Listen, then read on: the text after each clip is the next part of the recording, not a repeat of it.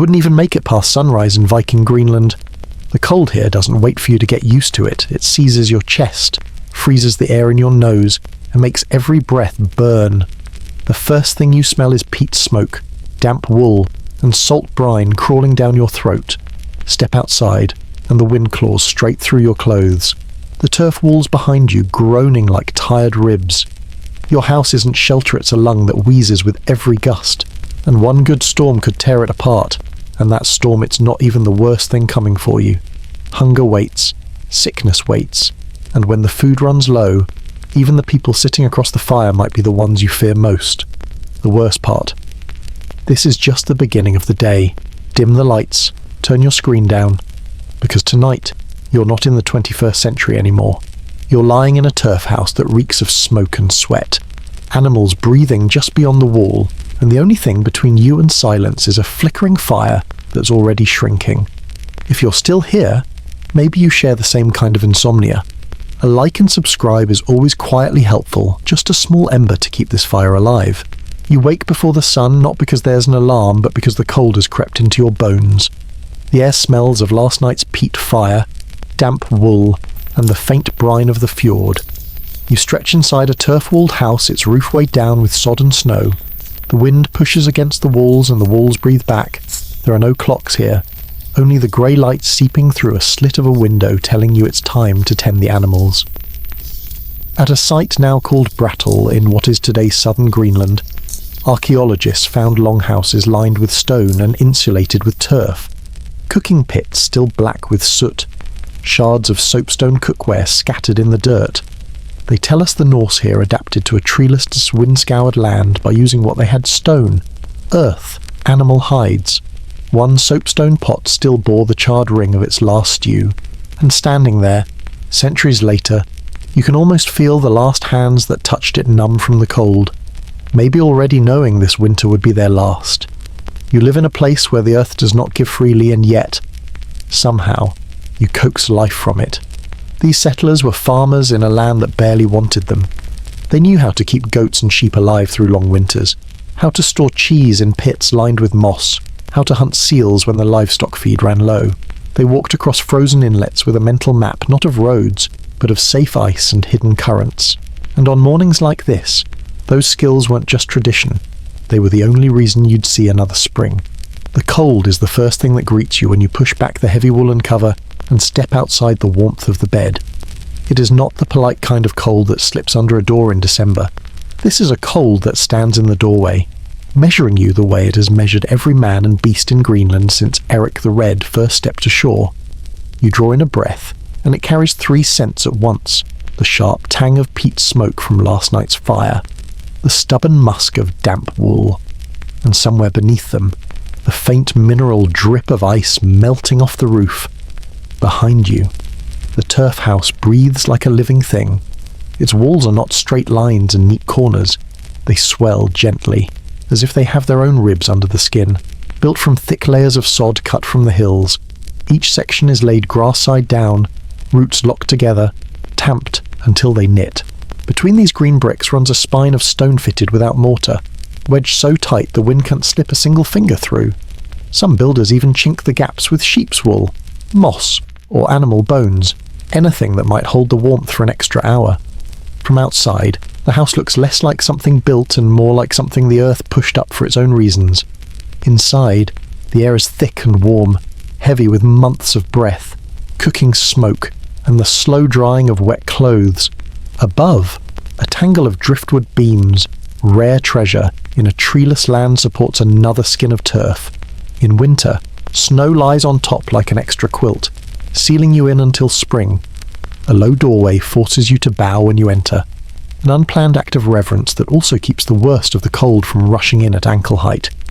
Once inside, the wind becomes a muffled heartbeat. The walls are not just walls, they are lungs, holding the breath of everyone who has lived here, exhaling it back into the dim air. At Brattle, the site of Eric the Red's estate in what is now southern Greenland, archaeologists have found these houses still pressed into the earth. Stone foundations trace the shape of longhouses. Blackened circles mark where hearths once burned. In one, the floor is still packed earth, worn smooth where people walked, and uneven where benches once stood. A cooking pit leaves a dark scar in the corner. Nearby, fragments of soapstone pots lie where they fell centuries ago, some still scorched around the rim from their last stew. It is strange, standing in those ruins on a calm summer day, to realise they were not abandoned because they failed. They were abandoned because the people inside could not outlast the land's patience. The walls did their job until there were no hands left to repair them. The hearth gave heat until there was no one left to feed it. You can almost hear the house at work again, the creak of driftwood beams under sod, the muffled thump of a goat brushing the wall outside, the hiss of air moving through the turf like a slow breath. These houses were not built for beauty. They were built to keep human heat from slipping into the night. Stone held the shape. Turf sealed the gaps. Bones filled what nothing else could. A system carried from Norway and Iceland, adapted to a place even less forgiving. Yet here, survival is never permanent. You might sit by the hearth, feel the warmth at your back, watch the smoke curl into the dim rafters. For a moment, you believe the outside has been kept away. But the cold is patient. It creeps through the floor, down the chimney, between the stones. A sudden gust rattles the door, and you remember turf is only sod, stones are only rocks, and what stands between you and the night is no more than what the land gave you on loan. Still, a turf house is more than a shelter. It holds the smells of old meals, the impressions of sleeping bodies, the stories traded in the half-light when the day's work was done. It is fortress and cradle, both a place where you can set down your knife, close your eyes, and forget for a little while that just beyond these breathing walls lies a wind that has ended stronger men than you. In Greenland, where no tree grows taller than your chest and the sea freezes in long sheets, a turf house is not simply a home. It is a fragile pact. You take the sod, the stone, the bone, shape them into walls. In return, the land allows you to live here for another day, another season, perhaps another year. But the pact can end without warning. One storm, one crack in the wall, and the cold will come back in, breathing harder than the house ever could. And when it does, you'll remember the warmth you keep is always borrowed, and the world beyond the door has been waiting to take it back. But if the land can breathe in winter, it can also breathe in summer. There comes a day when the wind loses its knife edge, when the walls no longer need to hold their breath so tight. The ice slackens its grip on the fjord, the hills exhale in green, and for a short while, almost indecent in its generosity, the land opens its hand. Summer here is a brief and almost indecent gift. It does not arrive gently. It bursts in with a sudden warmth that loosens the ice on the fjord and wakes the grass on the hillsides. You notice it first in the smell, the sharp, clean scent of salt water no longer locked under ice, the faint sweetness of new grass, the briny musk of seaweed drying in the sun. For a few precious weeks, Greenland becomes a place you can walk without hunching your shoulders against the wind. The air is still cool, but it moves differently, no longer cutting so deep. This is the time for gathering. Goats are milked twice a day, their udders swollen with the sudden abundance of grazing. Sheep are shorn, their wool washed in the cold stream that runs down from the mountains. Fish run thick in the coastal waters, and the men set out in boats patched and tarred during the long winter nights. The fjord, which only months ago was a solid mirror of ice, now holds the rocking shadows of their hulls. The nets go out heavy, sagging with stones, and come back heavier still, thick with silver bodies flashing in the sun. On the hillsides, women and children stoop low to cut grass with iron knives, piling it high to dry for winter fodder. Every armful is a kind of insurance. The smell of cut grass mingles with the sharper scent of drying fish hanging on racks by the water's edge. Meat and milk are not enough to see you through a Greenland winter. You need hay, dried cod, seal fat stored in barrels, butter salted and packed into stone jars. This is the season to fill every corner of the turf house, to hang the rafters heavy with meat strips, to bury cheese in moss-lined pits. The archaeological digs at Brattal and other Norse sites tell this story in quiet fragments, the moss still clinging to storage pits. The charred remains of peat fires and cooking huts used only in summer, the ridged bones of cod and halibut found in Midden's garbage heaps that were less refuse than a ledger of survival. Soil samples taken from old farm fields show the rich burst of summer growth, followed by years of depletion when the grass was cut too close, the land grazed too hard. It is a record not of negligence, but of necessity. In summer, The diet changes, and so do the moods. Meals are heavier with milk and cheese, the bread a little softer because the grain ships from Iceland have arrived. You eat more slowly, not because you must make the food last, but because you want to taste it. A meal might start with warm milk poured over barley, followed by smoked fish still oily from the drying racks, ending with a wedge of soft cheese that tastes faintly of the herbs the sheep grazed on. It feels almost decadent, and you allow yourself to believe, if only for an evening, that such abundance could last. But summer is a sprinter, not a marathon runner. The sun dips lower each night, and the grass begins to lose its shine. You can see it in the way the animals graze harder, stripping the hills bare more quickly. You can hear it in the pitch of the wind, which gains a sharper edge even on clear days. The children know the signs too. They linger less at play and spend more time fetching water, gathering kindling, or helping to turn fish on the rack so they dry evenly. Every day that passes now is one less day to prepare for what's coming. The community moves with the rhythm of the season, and in summer that rhythm is fast. Men work long hours in the boats or on the hunt, often not returning until the light is nearly gone. Women tend the animals, preserve the milk, turn the hay, and mend the gear for winter. Children are everywhere, carrying baskets of grass, scaring birds away from the drying racks, chasing after dropped fish with shrieks of laughter. It is a season of work, but the work has a kind of joy in it.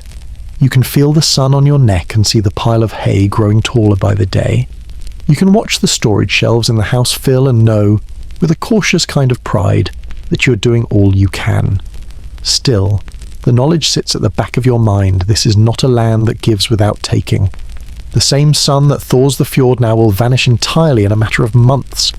The grass you cut today will be gone under snow before the year is out. The fish that are so easy to catch now will vanish into deeper waters when the ice comes. You store food not because you enjoy the work, though there is satisfaction in it, but because you must. In this place, hunger is not an if, but a when. The sagas say little about these summer labours. They prefer the drama of voyages, feuds, and battles. But the real victories were here, in the silent arithmetic of food gathered versus mouths to feed, in the quiet skill of knowing exactly how much salt to rub into fish, so it will last until spring without spoiling. Archaeologists, in their way, are better storytellers than the sagas for this part of life. They tell us about the rows of fish vertebrae found neatly stacked, the butter churn fragments, the hay storage pits dug deep into the ground. They tell us about the bones of dogs and sheep, kept close to the house not as pets but as part of the working family that made survival possible. On a clear summer night, you might stand outside the turf house and look across the fjord.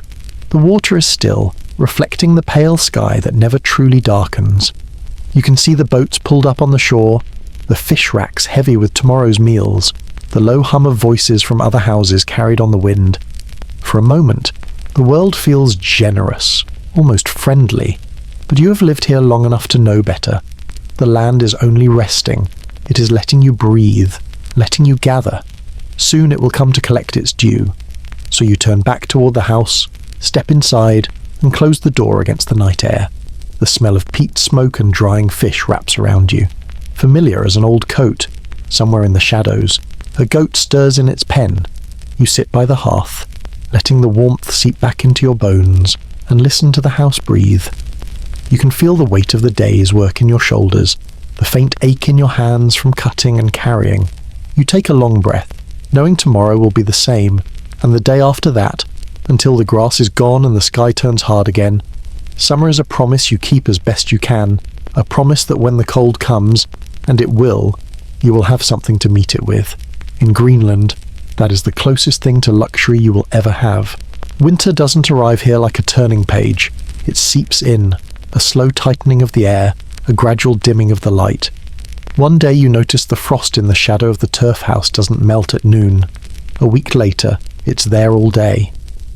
The wind comes more often from the north, carrying the smell of sea ice, and your breath leaves you in heavy white clouds that hang in the still air. The fjord stiffens first at the edges, a thin glaze that thickens each night until the boats are pulled high onto shore and covered for their long sleep. Inside, the turf house changes character.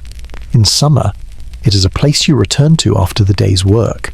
In winter, it becomes the entire world. The doorway is banked with snow to keep out the wind, and the air inside grows dense with the smell of peat smoke, boiled meat, and wet wool that never quite dries. The light comes from tallow lamps as small pools of yellow that barely reach the corners. The fire in the central hearth burns day and night, fed by the peat and driftwood you gathered in the warmer months. Every stick, every sod of peat has already been counted and rationed. Meals shrink as the days shorten. The rich milk of summer is long gone. The goats give little now, the sheep none at all. What you have is what you stored: barrels of dried fish, strips of seal meat smoked and hung in the rafters, hard cheese buried in moss, butter salted until it's nearly as firm as stone. You learn to cut thin slices, to chew slowly, to feel the weight of each swallow. A pot of broth made from bones and a few scraps of meat might sit on the fire for days, thickening as more bones are added. The liquid ladled out each night into small wooden bowls. Archaeologists find this winter in the middens, the garbage heaps that are anything but careless. They find fish bones scored with knife marks from scraping every bit of flesh. They find the cracked remains of seal and caribou bones, split to get at the marrow. They find layers of ash and charcoal that tell of fires never allowed to die, and pits lined with stones where food was stored against the deep freeze. These traces are not just debris. They are the accounting books of survival. The cold changes your body.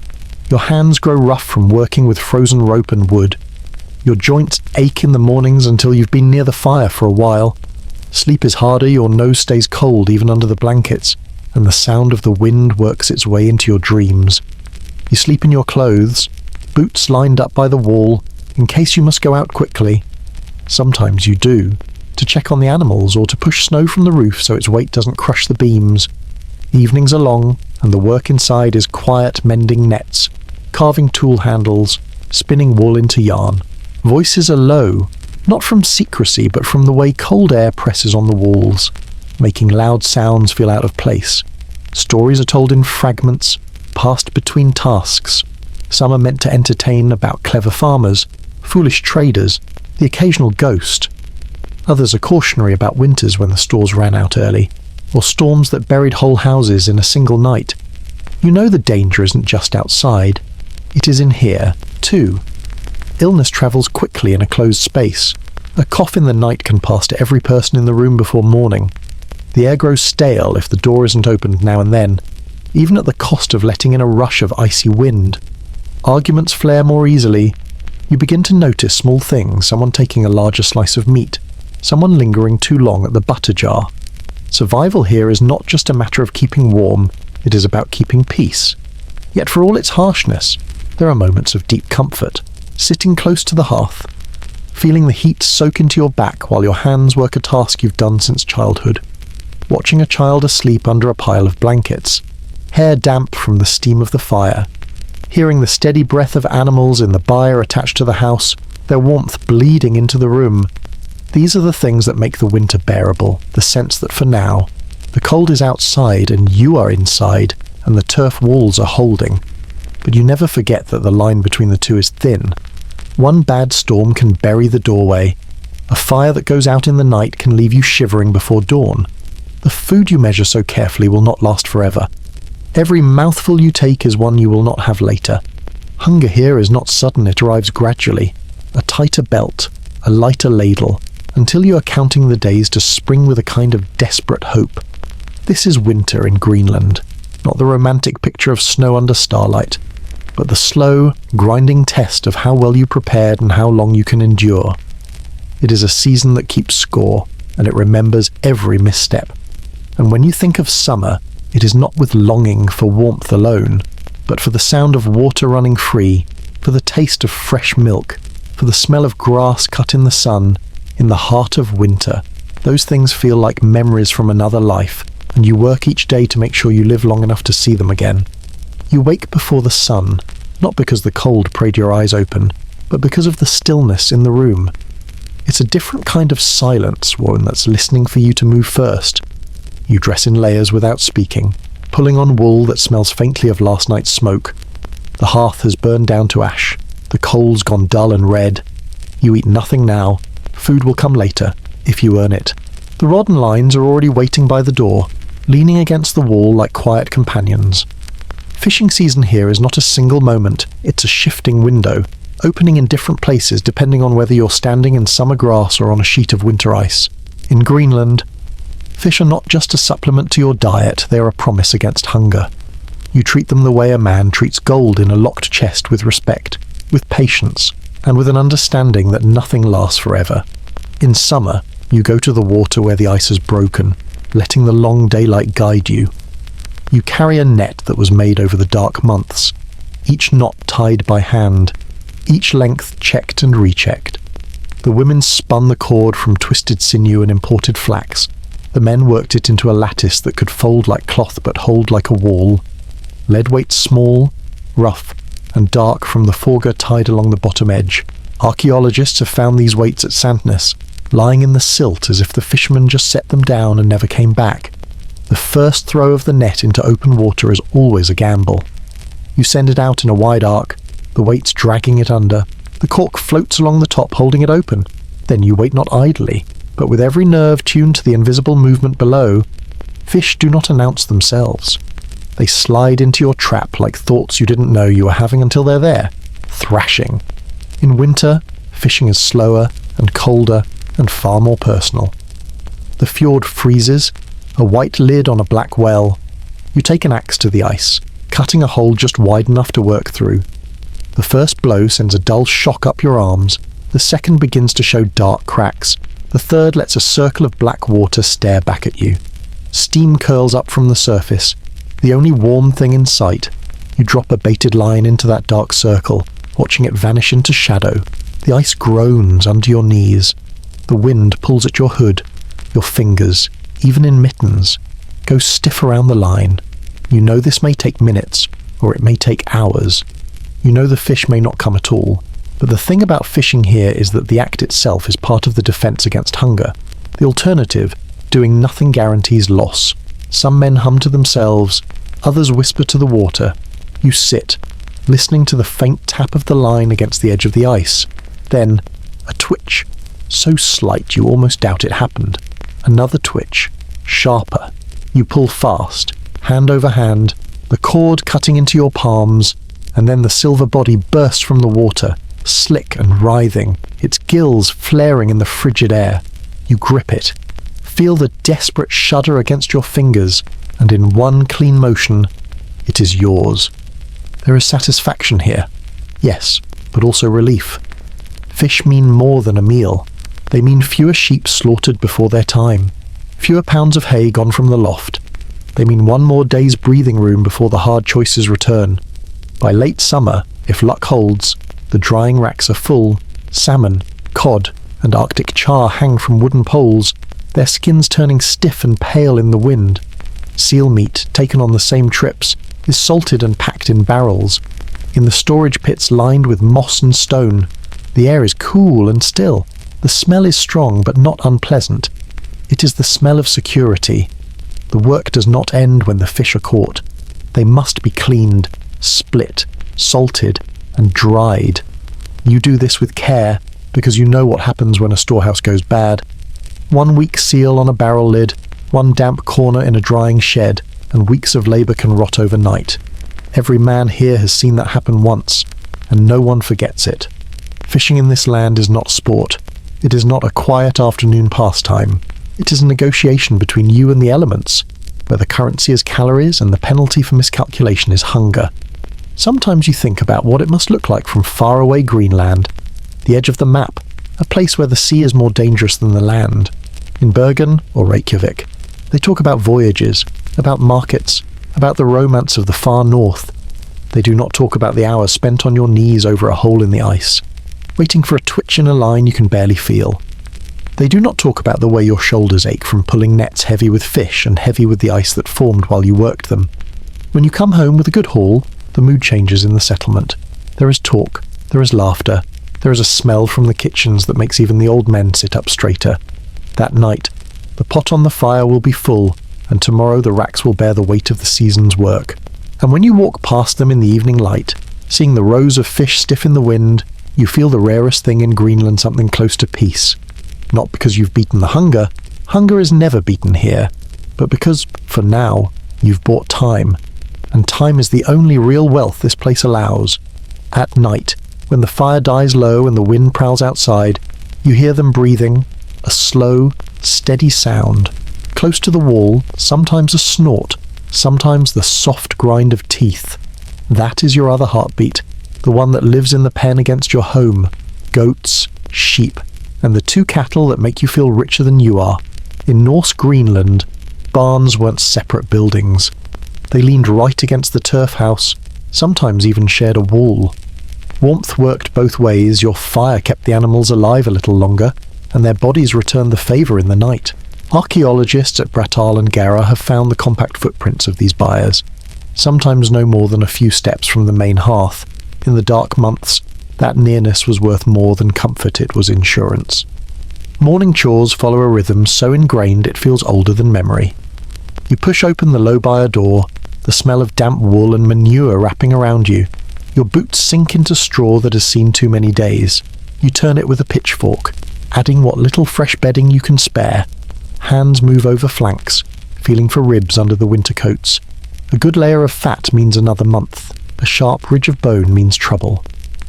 In the bones left behind, scientists have found the record of these winters. Isotope analysis tells them what the animals at summer pasture grasses stored hay, sometimes seaweed when nothing else was left. In good years, cattle show signs of steady feed. In bad ones, their growth slows, ribs thin, teeth wear faster. The same story runs through sheep and goats, written in calcium and collagen. You don't need a lab to read the signs. You see it in the way the herd move show the goats push harder for the trough, how the sheep linger at the salt lick, how the cow's breath hangs heavier in the cold. You see it in the hayloft too, the pile shrinking faster than it should. And so, winter forces the old choice. You cull, not because you want to, but because keeping too many mouths guarantees losing them all. The young go first, they haven't earned their keep yet, then the weaker adults. Breeding females stay as long as you can keep them, because without them there is no next year. It is a hard arithmetic. But here, numbers aren't on parchment. They stand on 4 legs, and you decide which ones lie down for the last time. In the middens of late Norse farms, archaeologists have found the proof a sudden rise in slaughtered young stock in the later settlement years, their bones mixed with seal remains. The colder the climate grew, the more the land demanded from the herd, and the more the sea had to make up the difference. On a good winter morning, you bring feed and see alert eyes, steady legs, a few eager bleats. On a bad one, you find one lying in the straw, breath slow, eyes half closed. You lift its head, but you already know. Here, death doesn't come in storms or wolf attacks alone. It comes quietly, in the hunger between one feeding and the next. The work does not stop with feeding. You check hooves for rot, mend the rope halters, chip away the ice that forms on water troughs overnight. You run your hand along the inside of the byre wall, feeling where the frost has begun to creep in. The animals don't speak, but they know when the air shifts colder, when the feed smells less sweet. And yet, for all the risk, the herd is your wealth. Milk in summer, wool in autumn, meat in the hard months. Even their manure feeds the next year's pasture. Every bleat, every slow exhale in the dark, is a reminder that your survival here walks on more than 2 legs. In the evenings, when the day's work is done, you sit by the fire and hear them again, their steady breathing on the other side of the wall. Some nights, a goat stamps a hoof. Other nights, a cow shifts its weight and the turf wall answers with a muffled thud. It is not music, but it is company. You think of how, in other lands, men measure success in silver or ships. Here, success is measured in how many animals see the first grass of spring, and when that first green comes, the herd will step out into the thawing pasture, thin but alive, and you'll know you got the math right at least this year. Because in Greenland, the herd is never just livestock. It is the clock you live by, the savings you guard, and the gamble you place every autumn. And in the long, cold nights, its breath is the closest thing you have to a promise. Some mornings, the world outside the turf house is so still you wonder if it's hiding something. The sky is pale and flat, the snow unbroken except for a few wind-carved drifts. No sound of the sea, no call of birds. You step out anyway, your breath forming slow clouds in the brittle air, and make your way toward the byre. The animals are waiting, low shapes in the dim light, their breath frosting their muzzles. You push open the gate and run your hand along their flanks, feeling for weight. Each one is a ledger entry fat enough to keep, too thin to last. You've done the math before. You'll do it again now. It's a cruel arithmetic, but the land doesn't let you forget the bottom line. Not all livestock in Greenland live through winter. Archaeologists have found layers of animal bones in the refuse heaps, arranged by size and age in ways that speak to hard choices. Calves gone before they ate more hay than they'd grow into. Young goats turned into stew when fodder ran short. Even dogs treasured for guarding and herding sometimes ended up in the pot in the worst years. The bones show the marks of knives, the cracking for marrow. These weren't careless killings. They were planned, necessary, and, in their own way, respectful. You fill the troughs with the last of yesterday's hay and watch the animals eat. They chew slowly, methodically, as if they understand the rationing. You've seen them paw through old bedding for scraps when the troughs run dry. Their ribs shifting under thin hides is a sight that stays with you. In modern life, you can imagine someone calling a feed supplier, arranging for delivery. Here, no such thing exists. If the hay is gone, it's gone. There's no buying time, only trading one life for the survival of others. You'd think that would make you feel powerful, but it doesn't. It makes you feel like a man holding a scale he didn't ask to carry. By late morning, the sun has barely cleared the ridge, and the animals retreat into the shadow of the walls, their bodies pressed close for warmth. You turn back toward the house, the wind finding every seam in your clothes. Inside, the smell of boiling broth meets you at the door, thin but hot. And right now, that's enough. There's a saying here. You keep the animals, and they keep you. It's not a metaphor. Every goat, every sheep, every cow that makes it through winter is another year you might too. And so, each morning, you step out into the cold and take stock not just of them, but of how far you and your small piece of this land can go together. The cold doesn't just gnaw at the edges of life here, it shapes the way you eat, drink, and even think about food. By this point in winter, the fresh taste of summer is a fading memory. So faint you sometimes wonder if you imagined it. Every meal now is a study in preservation, a slow unrolling of what you stored months ago, as though each bite has been counted and promised to someone long before it reaches your mouth. The day begins with broth, thickened by whatever scraps are left from the night before. You ladle it carefully, keeping the pot alive like a small cistern, steady fire. Restarting from nothing would waste precious fuel, and fuel is as finite as food. The broth smells of salt and smoke, with a faint metallic tang of iron from the pot. It isn't exciting, but it is warm, and warmth, in this place, is a kind of seasoning. A sliver of dried fish, softened in the steam, might be the only meat you taste before evening. Its flesh, once pink and firm, has turned pale and leathery, the brine still sharp on your tongue even after hours of soaking. Hard cheese, rubbed with salt and wrapped in cloth to keep it from spoiling, is shaved into curls so thin they melt before you chew. Bread, if there is any grain left from the last ship from Iceland, is cut into narrow slices, hard as wood, dipped into the broth until it softens enough to chew without cracking a tooth. Archaeologists reading the middens of Norse Greenland can see this winter diet laid bare, fish vertebrae split for marrow, seal bones cracked cleanly to suck out the last grease, bits of charred cheese rind roasted until just edible. In some pits, they found bones boiled over and over, their surfaces pitted from the long extraction of fat into a thin, cloudy soup. It's a picture of a people who wasted nothing not because of virtue, but because wasting meant hunger. Sometimes, in the quiet moments before the others wake, you remember the foods of summer.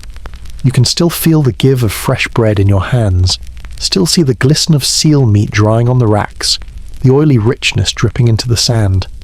There were afternoons when you could take a strip of meat straight from the line and taste the sea and sun together. Those memories don't make you hungrier, they make you cautious, a reminder that such days are rare and must be guarded in memory because they can't be stored in the larder. Tonight, you open one of the barrels, the brine stinging your nose with its sour salt punch. The fish inside are pale and slick, their eyes clouded but their flesh still firm.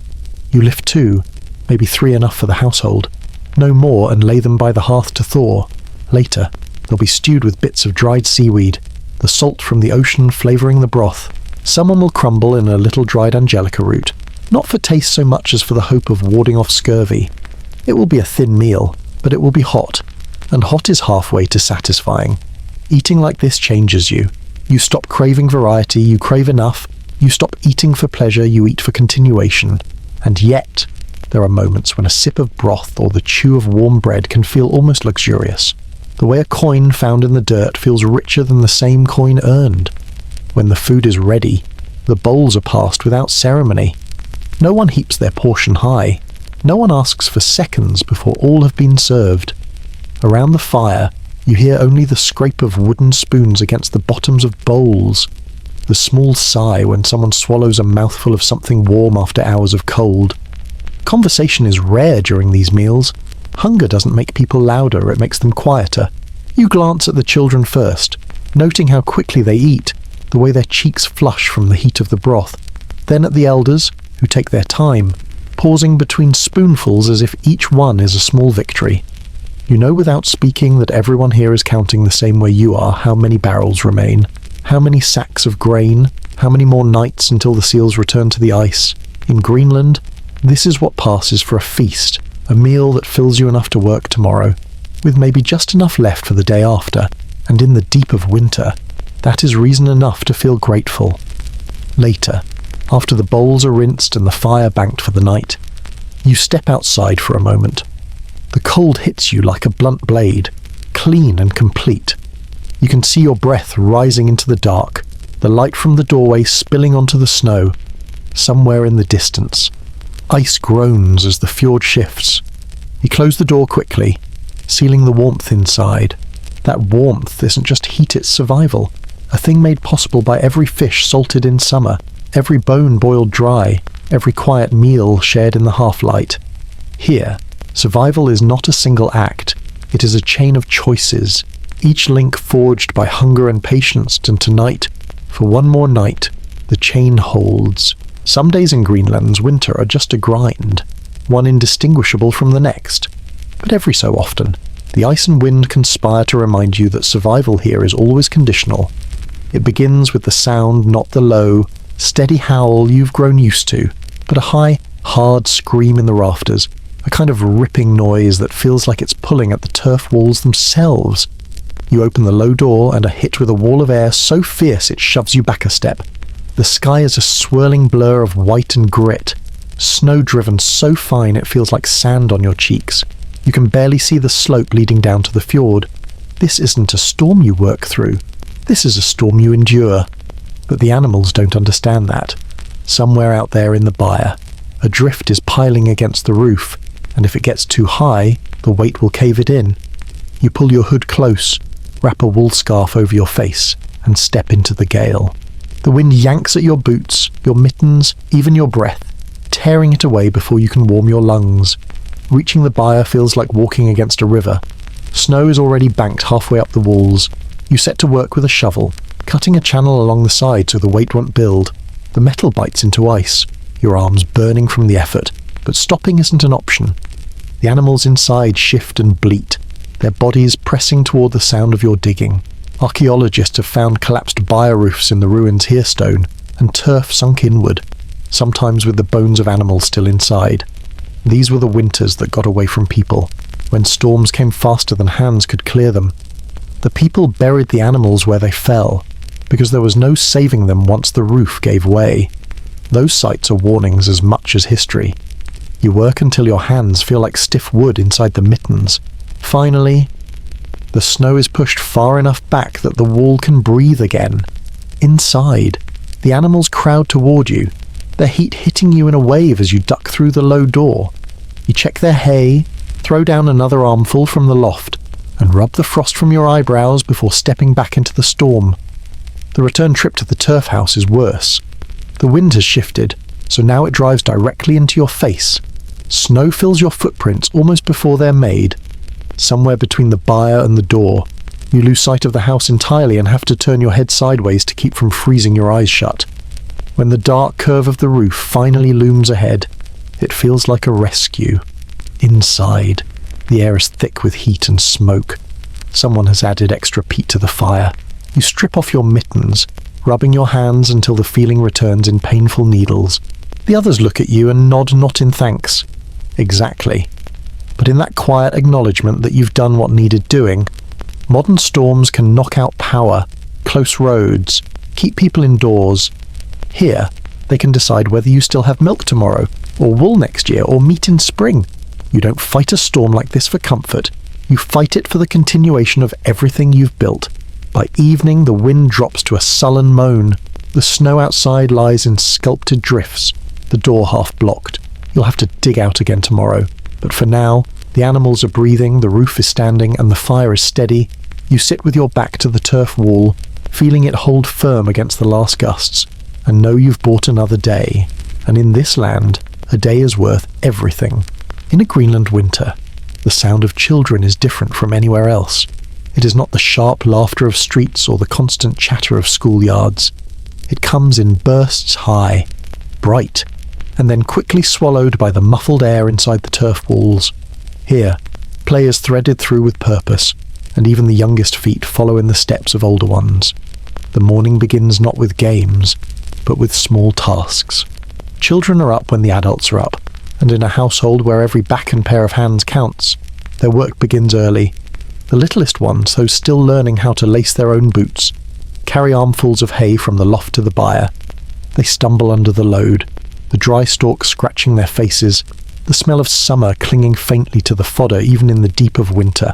Inside the animal stalls, they mimic the way their mothers and fathers spread hay loose, not piled, so each goat or sheep gets its share. This is how children here learn not from lectures but from proximity. They watch the angle of an adult's wrist as they cut a block of peat, the way a knife slides just under the skin of a seal without tearing the fat. They note which rope to pull first to lower a fish rack, which knot will hold in a gale. Each task, no matter how small, is a lesson wrapped in the rhythm of the day. Archaeologists have found traces of this learning in places like Brataltini fingerprints pressed into the clay of hearth bricks, handspans too small to belong to grown men or women. Some were deliberate, children mimicking adults shaping the clay.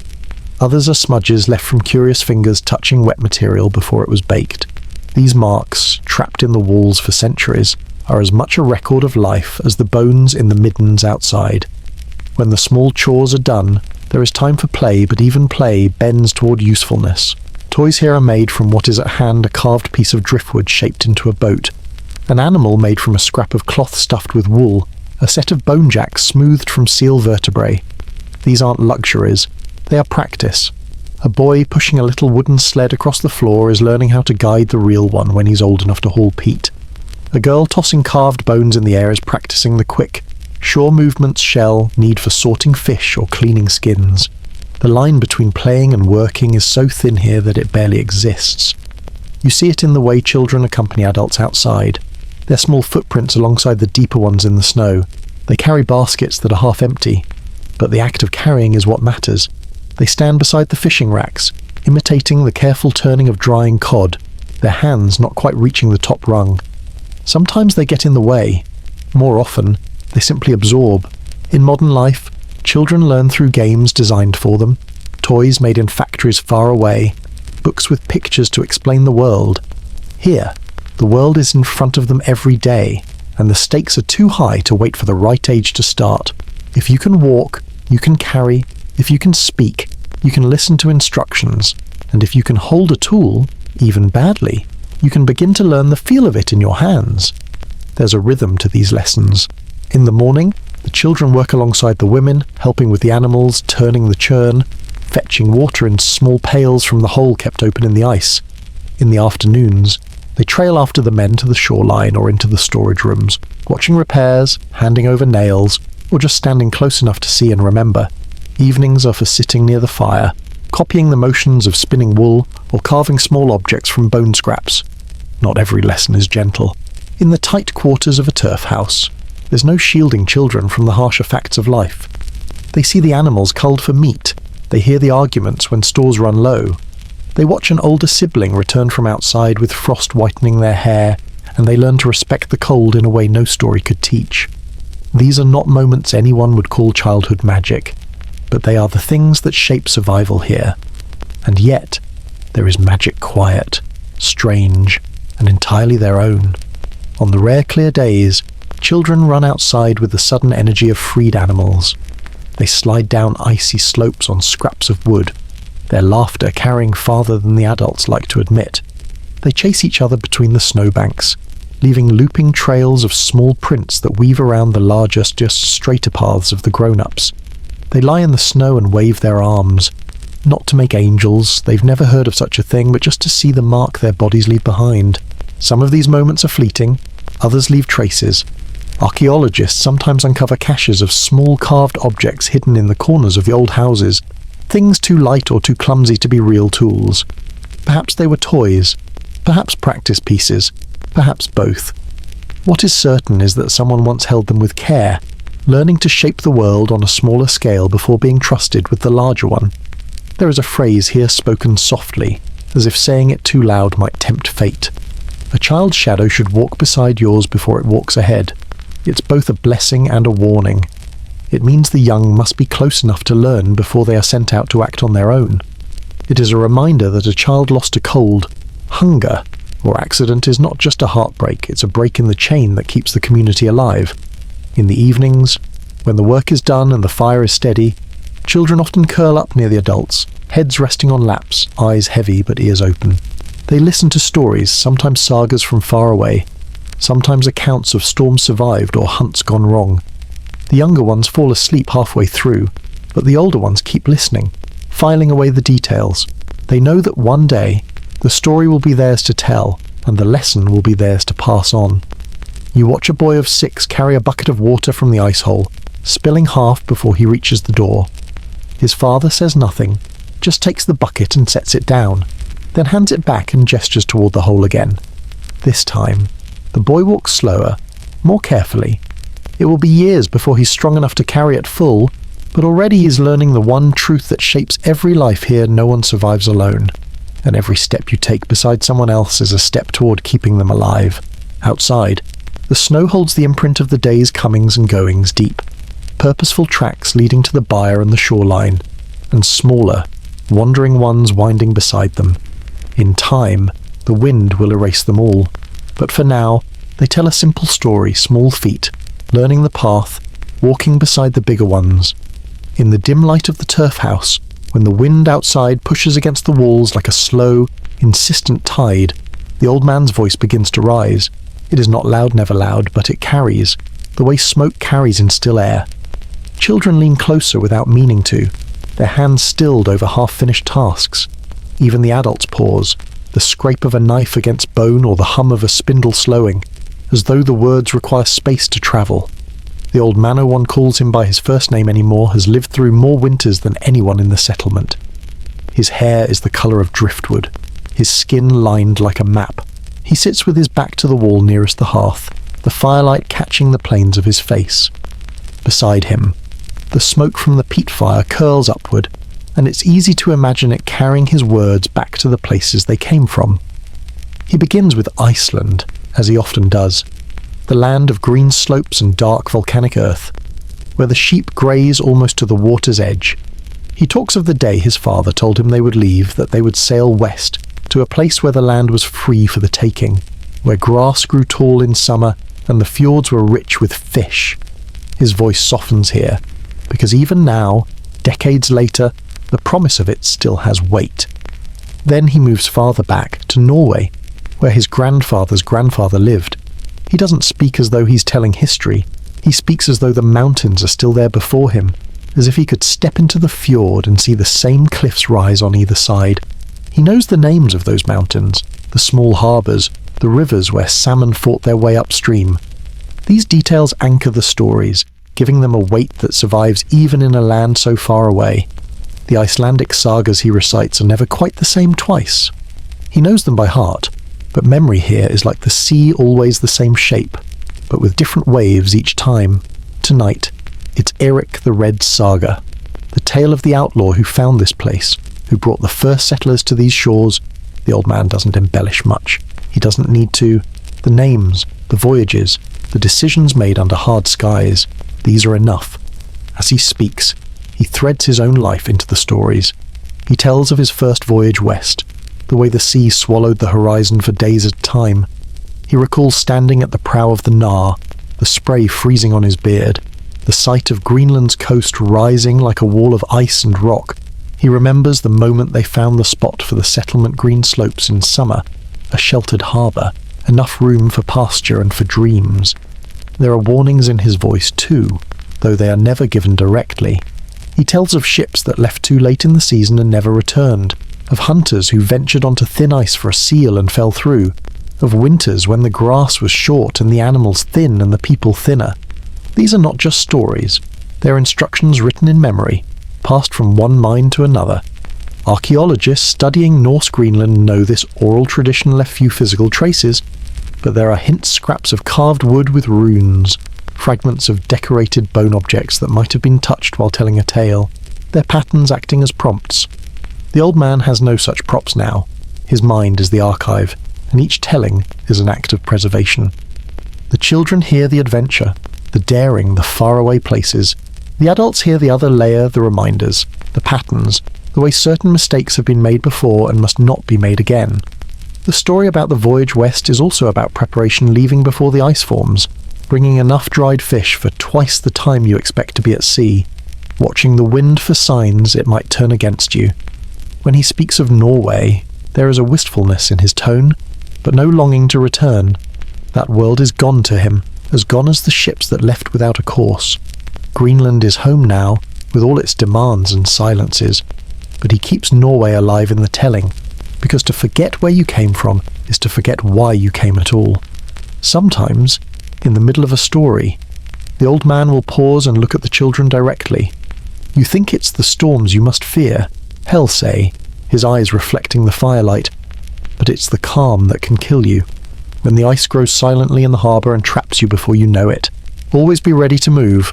Modern people might call this superstition, or just good seamanship. Here, it is survival wrapped in metaphor, a warning carried in the voice, passed down the way one passes a torch. By the time he finishes, the fire has burned lower, the air heavier with peat smoke. The children blink sleepily, their heads tipping against shoulders. The adults stir again, picking up tools, stoking the fire, resuming the motions of the evening. But the story lingers, not as a thing that was told, but as a place they all visited together for a little while. The old man leans back, eyes half closed. He has given them what he has a night's worth of memory, wrapped in the shape of a saga, holding both the past and the instructions for surviving the future. His voice may fade one day, but tonight it carries on in the minds of everyone who listened, like smoke rising in the warm air, curling toward the roof, seeping into the turf, becoming part of the house itself. In the dark heart of winter, when the days are little more than pale smudges between long nights, the settlement comes together in a way it doesn't for anything else. The work never truly stops. Animals still need feeding. Fires still need tending. But for a few days, the rhythm changes. There is more laughter in the turf houses, more voices raised in song. They call it Jell Yulen for as long as anyone remembers. It has been the hinge between the old year and the new. For the Christian families, it is also the season of the Christ Mass, marked by prayers and blessings. For others, it is a time to nod quietly toward older gods, the ones who once ruled the long nights and cold seas. Most here do both, without feeling the need to choose. In Bratal, archaeologists have found the stone outlines of Theodhild's church, the first in all of Greenland. It was small, barely large enough to hold a dozen people at once, its turf and timber walls long since rotted away. But the footprint is still there, a reminder that the people who built it were also the people who, just a generation earlier, had offered to Odin for luck on the voyage west. Faith, here, is not a single thread. It is a woven rope. The Yule gathering begins with the practical. Families arrive from outlying farms, trudging through snow with sleds laden with food-dried fish, cheese, butter, whatever they can spare. Inside the largest hall, the air warms quickly from the crush of bodies. Cloaks are hung on pegs, boots left near the door. The smell is thick peat smoke, animal fat candles, the faint sweetness of ale brewed from barley shipped in the summer. There are rituals, some spoken, some simply understood. The Christians light a candle at the front of the hall and recite the words they've learned from priests who come only rarely. Someone reads from a scrap of parchment in a voice rough with disuse. The Latin phrase is strange but solemn. Others slip outside into the dark for a moment, offering a drink of ale to the snow or placing a carved token on a flat stone near the shore. They do not speak of this in the hall, but everyone knows. At the centre of the celebration is the feast. Meat from an animal slaughtered in the weeks before, often. A goat or sheep too lean to survive the rest of winter is roasted slowly over the fire. The scent fills the hall, mingling with the sharper smell of boiled fish and the yeasty tang of bread. People eat until they are warm from the inside out, until the silence of hunger that hangs over most winter meals is replaced by the low hum of contentment. There is singing, too. Old Norse ballads of voyages and battles, hymns to Christ, lullabies that might have begun in Norway or Iceland but have been reshaped by Greenland's winters. The voices are not polished, but they are strong, and in the flicker of firelight you can see people close their eyes, letting the sound carry them somewhere beyond the snowbound walls. The older pagan customs slip in almost unnoticed. A sprig of evergreen hung above the door, a carved sun disk passed from hand to hand, a toast to the coming light, not in church Latin but in the old tongue, promising that the sun will rise higher soon. These remnants are not rebellion, they are habit, comfort, and perhaps a kind of insurance. After all, no one here can afford to anger any power that might help them survive. Archaeologists studying the site of Theodild's church note that it was built beside, not over, the older meeting hall. This choice says something the old and the new standing side by side, each allowed its place. In the minds of the settlers, the gods and Christ do not cancel each other. They coexist, each called upon for different needs. A child's baptism in the church might be followed by the quiet tying of a protective knot in their clothing, an Old Norse charm for health. As the night deepens, the hall grows warmer still. The air is thick with breath and heat. The windows fogged so that the outside world is just a smear of darkness. Children doze in corners, their heads in laps. The elders trade stories, some about the old lands, some about the years here when the ice came early or the seals were scarce. The sagas are told again, because on nights like this, memory is as important as food. Eventually, people begin to drift away, pulling on cold boots, wrapping themselves in stiff cloaks. They step into the silence outside, the snow glowing faintly under the thin moon. The laughter fades behind them, replaced by the crunch of their own footsteps. By morning, the hall will be quieter, the hearth banked to embers, and the work of survival will resume its usual pace. But for these hours, they have lived in a bubble of warmth and fellowship, where the walls held back not just the wind but the endless grind of the season. They have sung to Christ and toasted the old gods. They have eaten until the knot of hunger loosened, and in this land, where winter measures worth in endurance, that is as much a victory as any saga could tell. Somewhere on the shoreline, the offering stone stands with its small token-scarved wood, a twist of yarn, a splash of ale frozen into the snow. The wind will take them soon, scatter them into the drifts or carry them out over the ice. But for now, they remain, quiet witnesses to a faith that does not need to choose a single name for what it hopes will protect it. In winter, the sound of sickness spreads through the turf house before you see its cause. It's in the cough that rattles the chest 2 beds over, in the wet sniffle that punctuates a sentence, in the way a person draws breath too slowly, as if each inhale has to fight its way past something heavy. In a place where the air is already thick with smoke from peat and seal oil, the breath of the sick clings low, warm and damp, mixing with the heat from the fire. There are no doctors here, no trained physicians with their instruments and jars of powder. Illness is met the way a broken fence is met with what you have on hand, with the knowledge stored in the hands of the oldest women, with whatever has worked before. A cough is soothed with infusions brewed from dried angelica root gathered in summer, its bitter scent rising from a cup. A chest wound is smeared with warm animal fat to keep it from freezing in the air before it can close. Fevers are wrapped in wool and cooled with snow packed in linen. Sometimes these measures work. Sometimes they only make people more comfortable as the sickness runs its course. Archaeologists have read the stories sickness leaves in the bones, in Greenland's burial sites. Some skeletons show clean-healed fractures, ribs mended after being broken, arm bones straightened after a bad fall. These were people who lived long enough for their injuries to knit, meaning someone cared for them through the weeks of helplessness.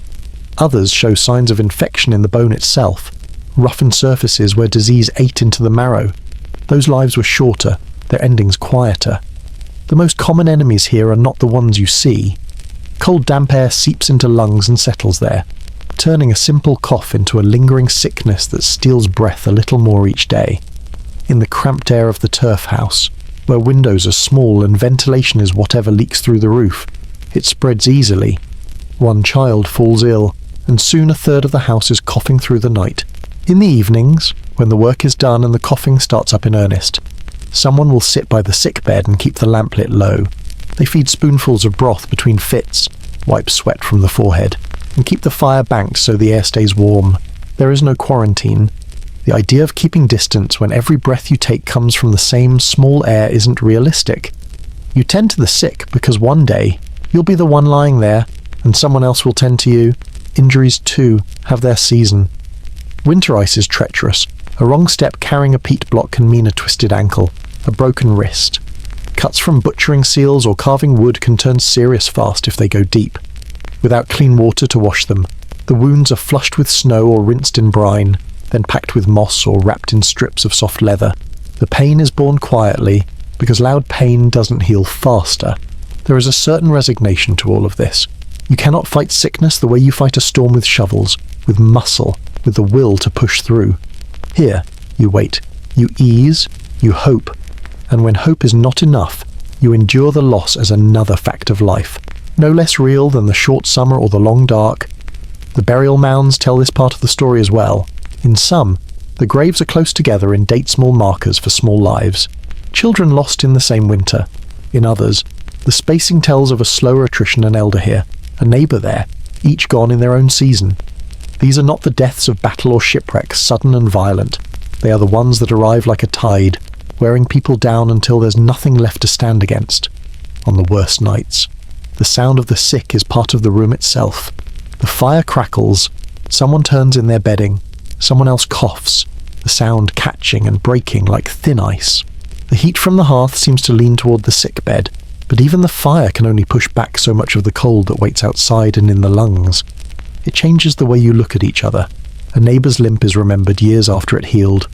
A child who survived a winter sickness is pointed out as the one who fought through the bad cough. Strength here is measured not in how much you can lift, but in how much you can bear and still rise the next day. The old remedies are kept alive because they're all there is. Dried herbs stored in cloth bags, animal fats saved in clay pots, moss boiled down into a kind of paste to draw out infection. There is no guarantee in any of it. But to do nothing would be to give in entirely, and no one here gives in while there is still breath left. In the rare summers when a ship comes from Iceland or Norway, someone might bring back a new method, a different herb, a way to bind a wound tighter, a story of a salve made from plants that don't grow here. These are tried, adapted, remembered if they work. If they don't, they are folded into the long list of things that sounded promising but could not stand against this place. Loss, when it comes, is quiet. There are no drawn-out ceremonies.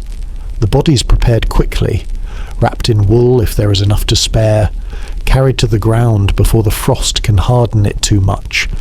Words are spoken, sometimes from the priest's book if he is here, more often in the plain language of the settlement, a name, a memory, a wish for safe passage. Then the earth is closed, and life folds back into its routines. The sheep must still be fed, the fire must still be kept. But even after the tasks resume, the absence remains in the air like the lingering warmth of a breath. You find yourself glancing toward the place where they used to sit by the fire, half expecting to see them there.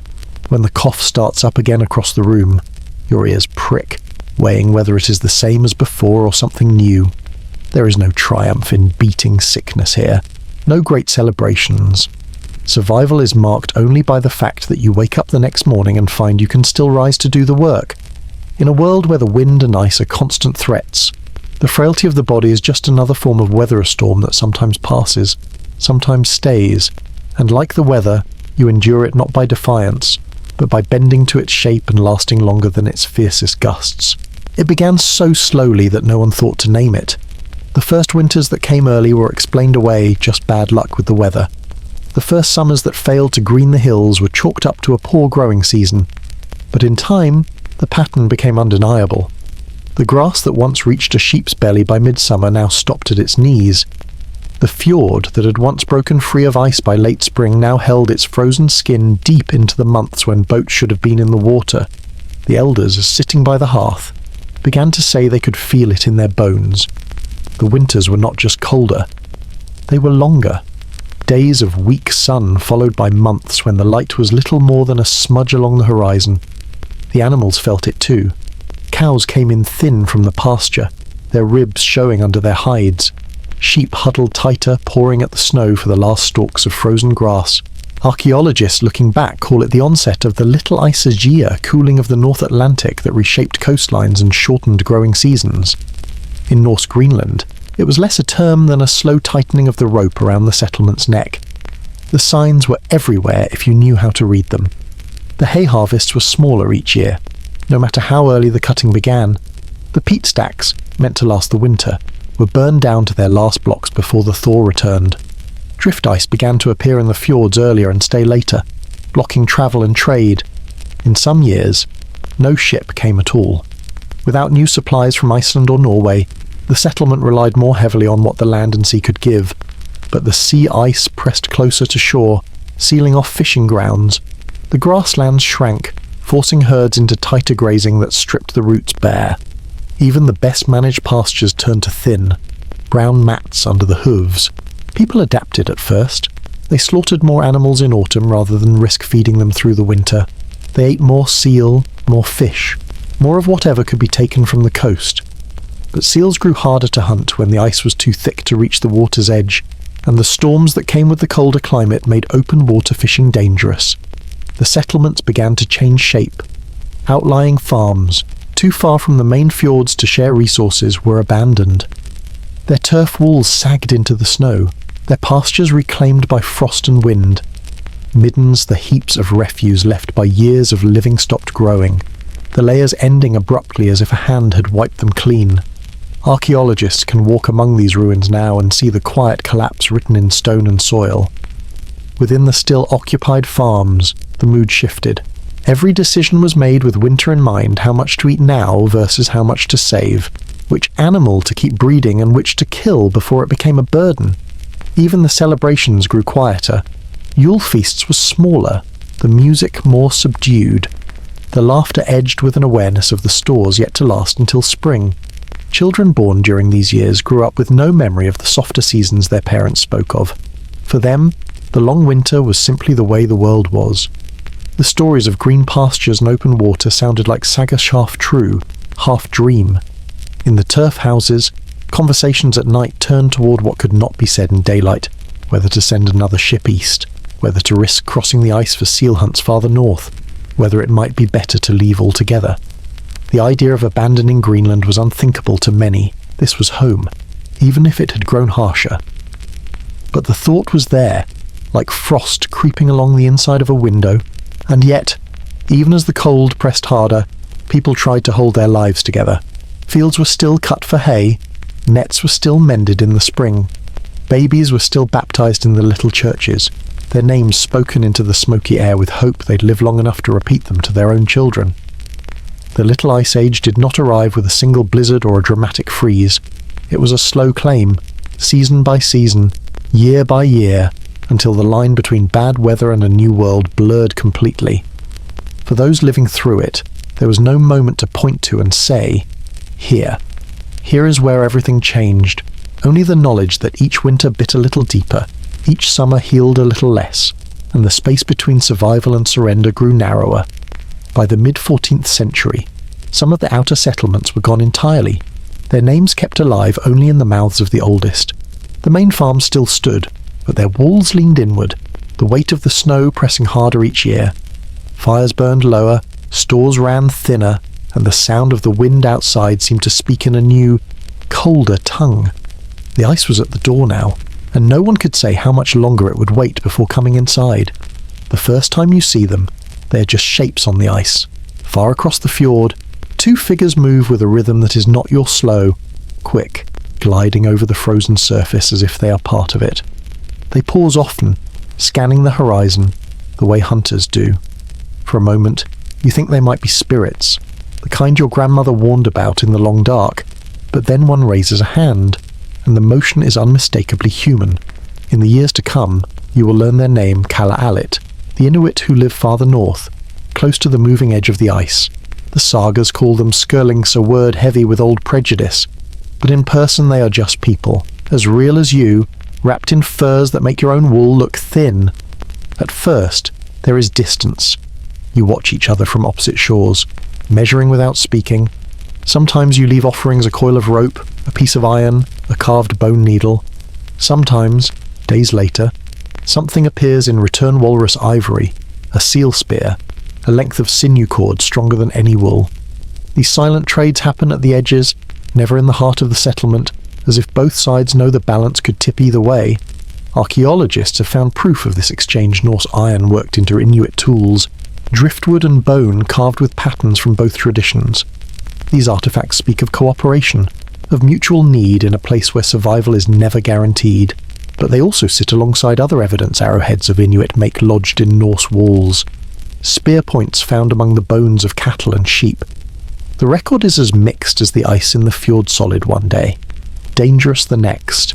Stories spread in the settlement, half heard, half shaped to fit fears. A hunter gone missing after following tracks too far north. A boat found adrift, its oars gone. Someone claims to have seen a band of Inuit carrying away a sheep from a pasture, though others say it was just a lone animal wandering. The truth is hard to pin down, but the tension it breeds is easy to feel. There are moments when you meet face to face. A small group of Inuit paddles into the fjord in narrow skin boats, their bows slicing the water like knives. They come ashore without hurry, their eyes scanning the houses, the pastures, the people. You offer them fish, hard bread, a length of wool cloth. They offer seal meat, bird skins, a harpoon head carved from bone so polished it feels like stone. The exchange is brisk but not unfriendly, and yet, when they leave, you feel the air loosen in your chest, as if you've been holding your breath the whole time. The sagas, when they speak of such meetings, often leap straight to bloodshed. They tell of skirmishes on beaches, of sudden attacks, but the soil here tells a subtler story, long stretches of contact without violence, punctuated by moments when something, misunderstanding, hunger, pride shatters the fragile line. A Norse arrow found in an Inuit settlement, an Inuit spearhead embedded in a Norse skull.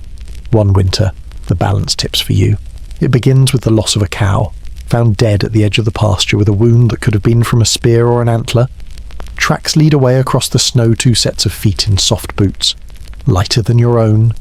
A small party follows them, armed but cautious. They return at dusk, carrying nothing but the story of a brief, tense encounter on the ice. Words were exchanged, though no one could say exactly what they meant. Hands rested on weapons. No blows were struck. Yet everyone in the settlement feels the thread pulled tighter. That night, the wind howls outside, rattling the turf roof. You think about those other figures in the dark, sitting by their own fires, perhaps speaking of you the way you speak of them, half curious as half wary, weighing whether the next meeting will bring trade or blood. Archaeologists in the far future will find the evidence in the ground. A cluster of arrowheads of Inuit make near the remains of a collapsed byre, iron nails from Norse boats repurposed in Inuit sleds. They will see the pattern but not the faces, the caution, the slow measuring of trust and risk. For now, the ice between you is both bridge and barrier. It carries goods, stories, and glances, but it can also crack without warning, sending everything into the cold water below. And in Greenland's tightening winters, when the little ice age has already begun to press its weight on both your worlds, that ice feels thinner than it used to.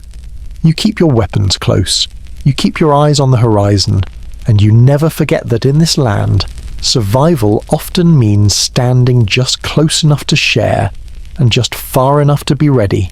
It happens quietly, almost politely at first. A bed in the corner goes unused for a few nights. Someone is visiting kin at another farm, you think. Then the bed stays empty longer. The person does not return. Maybe they left on one of the last ships east, or maybe the sickness that's been passing through the settlement took them while you were busy cutting peat. No one makes an announcement. There is no ceremony for absence. In time, the empty beds multiply. A young man goes to hunt seal and does not come back. A family packs their goods into a small boat and sails toward the open sea, their bow turning east into the fog.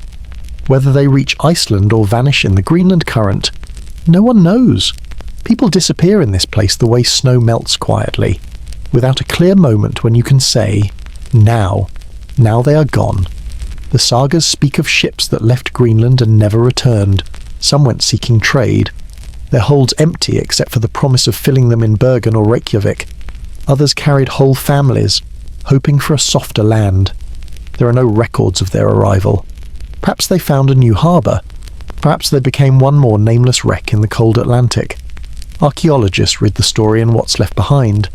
They find farms where the walls of turf houses have slumped into mounds, where the hearths are choked with wind-blown snow and the doorframes open onto nothing but grass. In some abandoned sites, the last layer of garbage, the midden holds more broken tools than food scraps, as if the people used what they had until it failed, then left the pieces behind. By the late 15th century, the churchyards begin to tell their own truth. Graves are more numerous, more tightly packed. Some hold children, their bones showing the signs of malnutrition, thin limbs, growth stopped short. Others are adults whose bodies show the wear of years of hard labour and not enough food. These burials cluster in time, suggesting winters when hunger and illness came together, pressing down until the settlement could not push back. The trade ships stop coming altogether. For a while, you tell yourself it's just the ice keeping them away, but deep down, you know. The merchants in Iceland and Norway are no longer willing to risk the crossing for what little you can offer in return.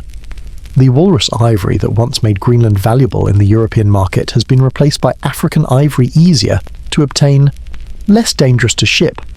Your outpost has slipped off the map of interest.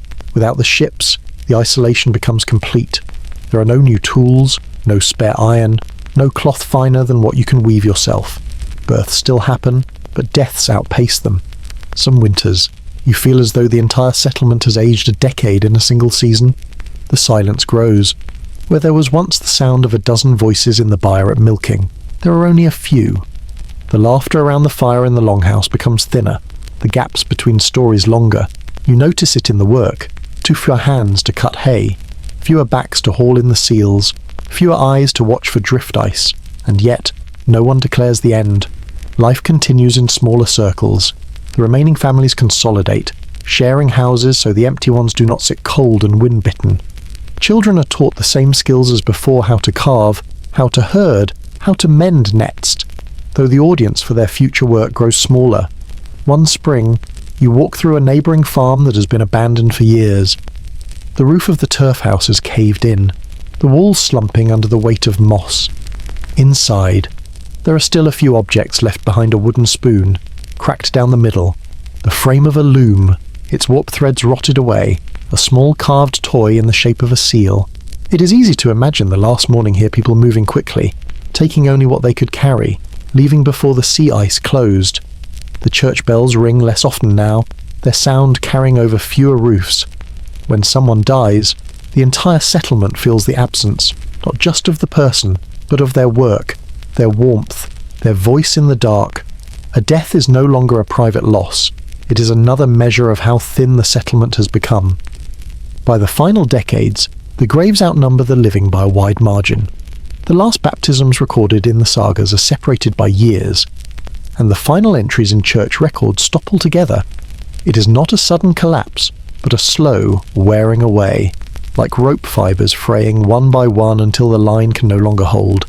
If there is grief, it is a quiet one.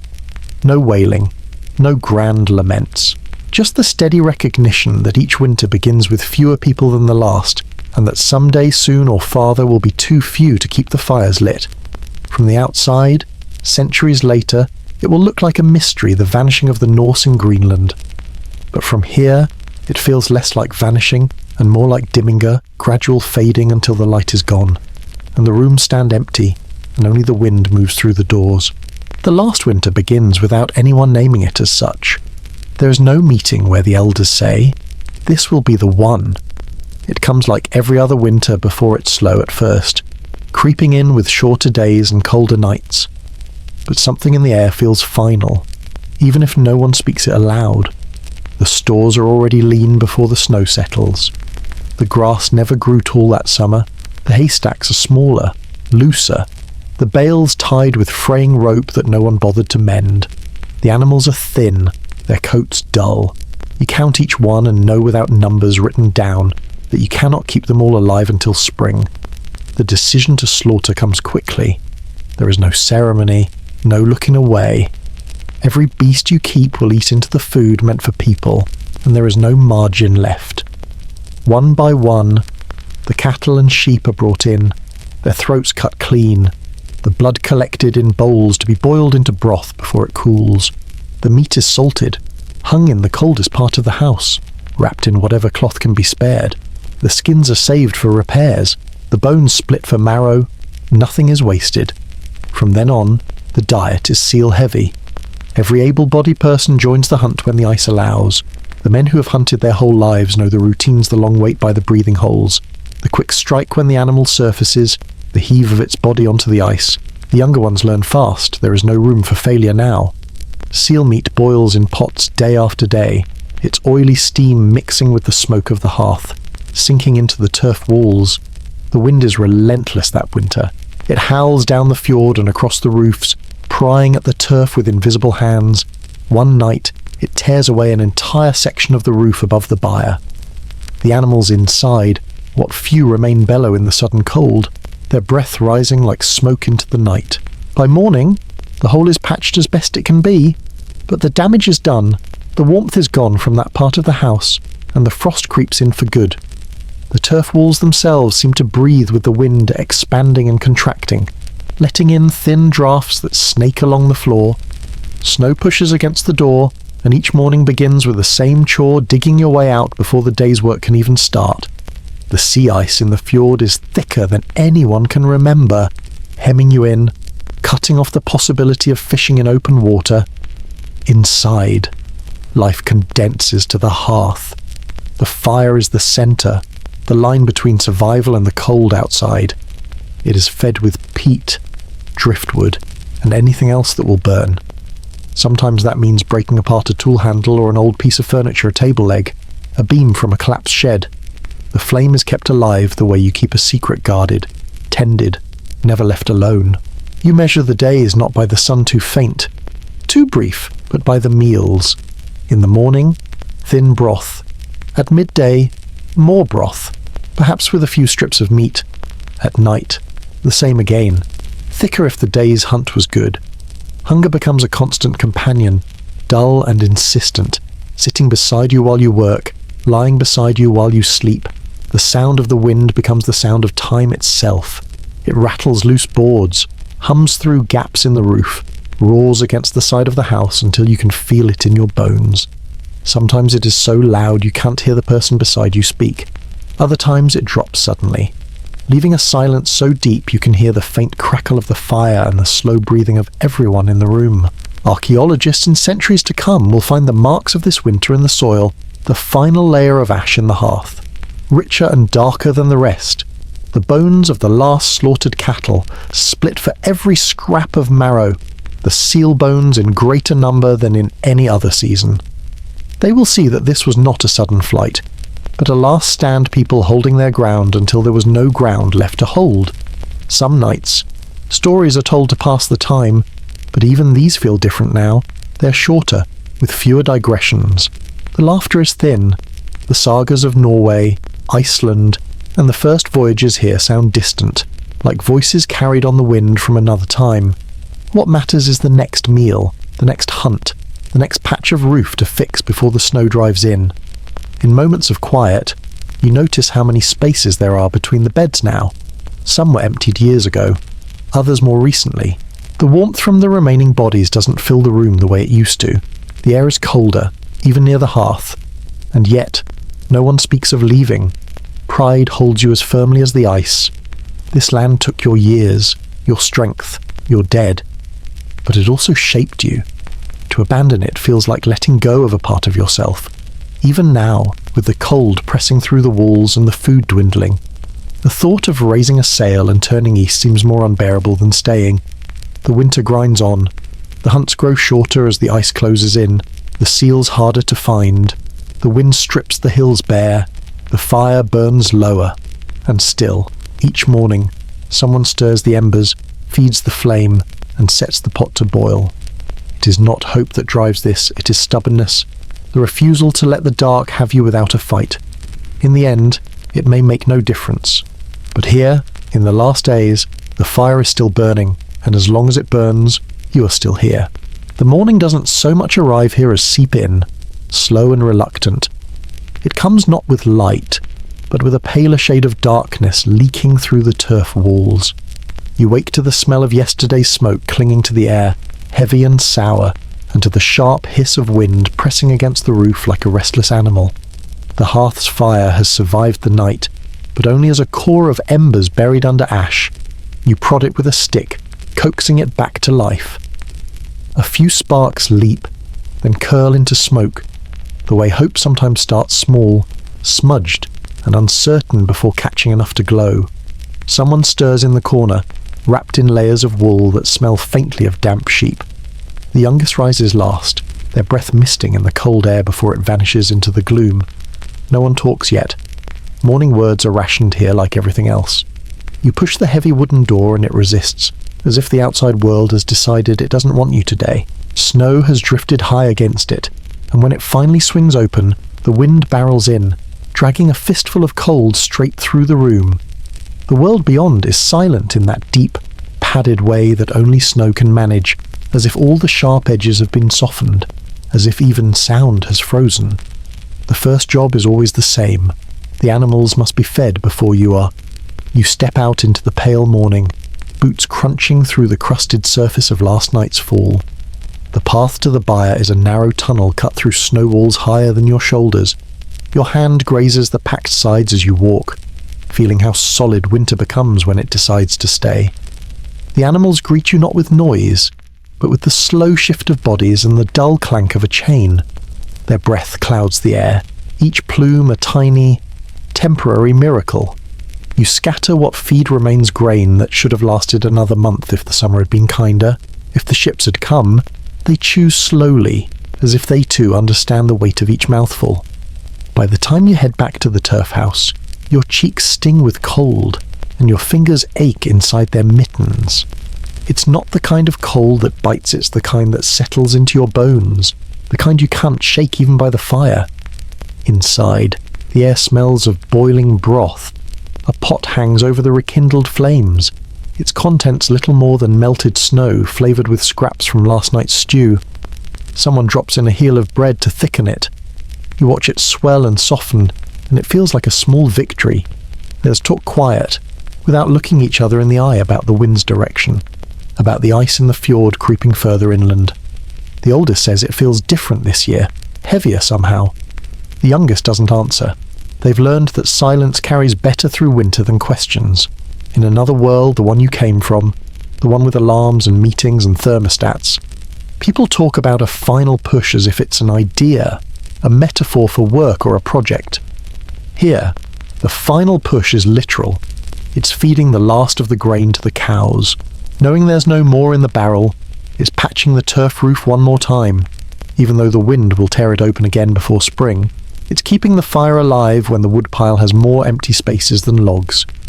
As the day begins its slow crawl toward evening, you step outside again. The snow squeaks under your boots, and the wind shifts, bringing with it a smell you can't place at first salt, faint and clean. The sea is moving under its lid of ice, whispering in a language older than your family's time here.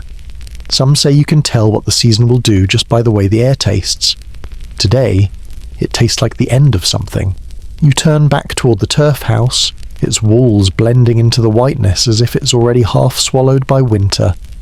The smoke from its chimney twists upward, thin and stubborn, and for a moment you feel both proud and afraid of it, this little thread of life, unspooling into a sky that doesn't promise anything. Inside, the broth is ready. Everyone takes a turn with the wooden ladle, pouring careful portions into wooden bowls. The heat blooms against your hands as you hold it, and you sip slowly, not because it's too hot, but because you want to stretch the moment. In the quiet between spoonfuls, the wind rattles the turf roof, and you realise it's not asking permission to come in. It never has. By late afternoon, the light has thinned into something more suggestion than presence. It leaks through the smoke hole in a muted spill, just enough to show the outlines of the room. The turf house smells of damp wool and wood smoke, layered over years of living. Every surface seems to hold a story, not the kind you read, but the kind worn into grain, into fabric, into the slow polish of human touch. The old man sits near the hearth, his back bent like the curve of the bow he used in his youth. A child curls up beside him, knees pulled to chest, their eyes reflecting the firelight. Outside, the wind has found a lower pitch, the kind that makes the turf roof hum. Inside, the hum is joined by a voice not loud, but steady, like a rope stretched between past and present. He speaks of a ship, its sail white against the green slopes of Norway. He was young then, with both knees strong and the sea still a friend. They set out in spring, hugging the coast before turning into open water. The journey was long, but each day felt like a coin in the hand, tangible, valuable, something you could count and keep. On the shelf behind him rests a knife with a handle carved from antler. It was his father's, passed to him the year he could dress a seal without help. The blade is nicked now, but the pattern on the handle curling lines like the movement of wind over water is still sharp under the fingers. He lifts it to show the child, letting them trace the grooves. This is how you teach in winter, not by telling alone, but by letting hands remember shapes. In the corner, a wooden chest sits half buried under folded blankets. Its lid sticks, swollen from years of damp. But inside is a scatter of small things, a string of beads worn smooth from skin, a brass clasp shaped like a fish, a broken comb with only 3 teeth left. Each has its own chain of memory, pulled into the present with a sentence or two. The mother reaches for a length of wool she's been spinning all week. She runs it between her fingers, checking for thin spots. The rhythm of her hands matches the rhythm of the story spin. Wind, spin, wind. The child watches both at once, the thread forming, the tale unfolding. Some part of them understands these are the same thing. The old man's voice dips when he speaks of the first winter they spent here. The houses were new then, the turf fresh cut and smelling of earth. They didn't yet know how the wind would slide under the eaves, or how the snow could fall so hard in a single night that you'd wake to find the door sealed shut. He laughs, but it's the kind of laugh that sits close to silence. The child doesn't laugh at all. They've seen enough winters to know there's no joke in it. Beside the hearth, a strip of sealskin hangs from a peg. It's been cured and oiled, ready to be stitched into boots. The light catches on its surface, showing faint marks where the animal once moved. The old man taps it with a finger. "Boots keep you alive," he says, and the room nods without speaking. As the story winds on, the shadows in the corners grow thicker. Someone adds a block of peat to the fire, and the flames shiver, spitting sparks into the smoke above. The child shifts, resting their head against the old man's knee. They don't notice when the tale shifts from the real places you can point to, people you can name into the sagas, where the sea is a living thing and men wrestle storms like animals. No one corrects the change. Here, truth and myth warm the same way. From outside, a sound rises, the dull thud of snow sliding from the roof. For a moment, it's the only sound, until the old man clears his throat and speaks the last line. It's not an ending so much as a hand placed gently on the shoulder of the present. The room exhales. The child looks at the knife again, then at the beads, then back at the fire. These things are more than objects. They're the proof that people have been here before them, that they've faced the same wind, the same darkness, and found a way to stay. If the future feels uncertain, and it does, then these things are a kind of map, drawn in stories and held together by hands. The old man leans back, his eyes half closed now. The story is done, but the room keeps holding it, like the turf walls hold the day's heat into the night. Centuries later, the snow is gone. The wind still moves over the empty ground, but it whistles through grass now, not over drifted ice, From a distance, the site is nothing arise in the earth, a scatter of stones that look as if they rolled there by accident. But step closer, and you see at the faint outline of walls, the sunken dip where a roof once curved. This is all that's left of the turf house. The archaeologists work slowly, their gloves stained with the damp of the soil. Every trowel stroke is careful, as if the ground might shatter if hurried. They uncover the hearth first, a shallow bowl of blackened earth surrounded by stones fire-cracked from years of heat. Inside, bits of char cling stubbornly, the last fingerprints of a flame long gone cold. Near the hearth, they find bones, mostly seal, split open for marrow. A few belong to cows, small enough to suggest calves slaughtered before they could grow. In the hollow curve of one rib, a shard of pottery rests, its edge worn smooth by water or handling. The glaze is pale, the kind used for everyday bowls, not for trade or display. There is no gold here, no carved saints or jewelled brooches. The treasures are humbler, a wooden spoon with its handle gnawed down by time, a spindle whorl made from a fish vertebra, a child's toy, a tiny horse carved from bone, its legs uneven, as if whittled in a hurry. It still fits in the palm. They find the knife too, its antler handle cracked but the carved line still visible. When they lift it, a clump of soil falls away, and for a moment it's as if the old man's story from the hearth has stepped out into the daylight. No one here knows his name, but they hold his knife as if they might remember it anyway. Outside the main wall, they uncover what's left of the byre.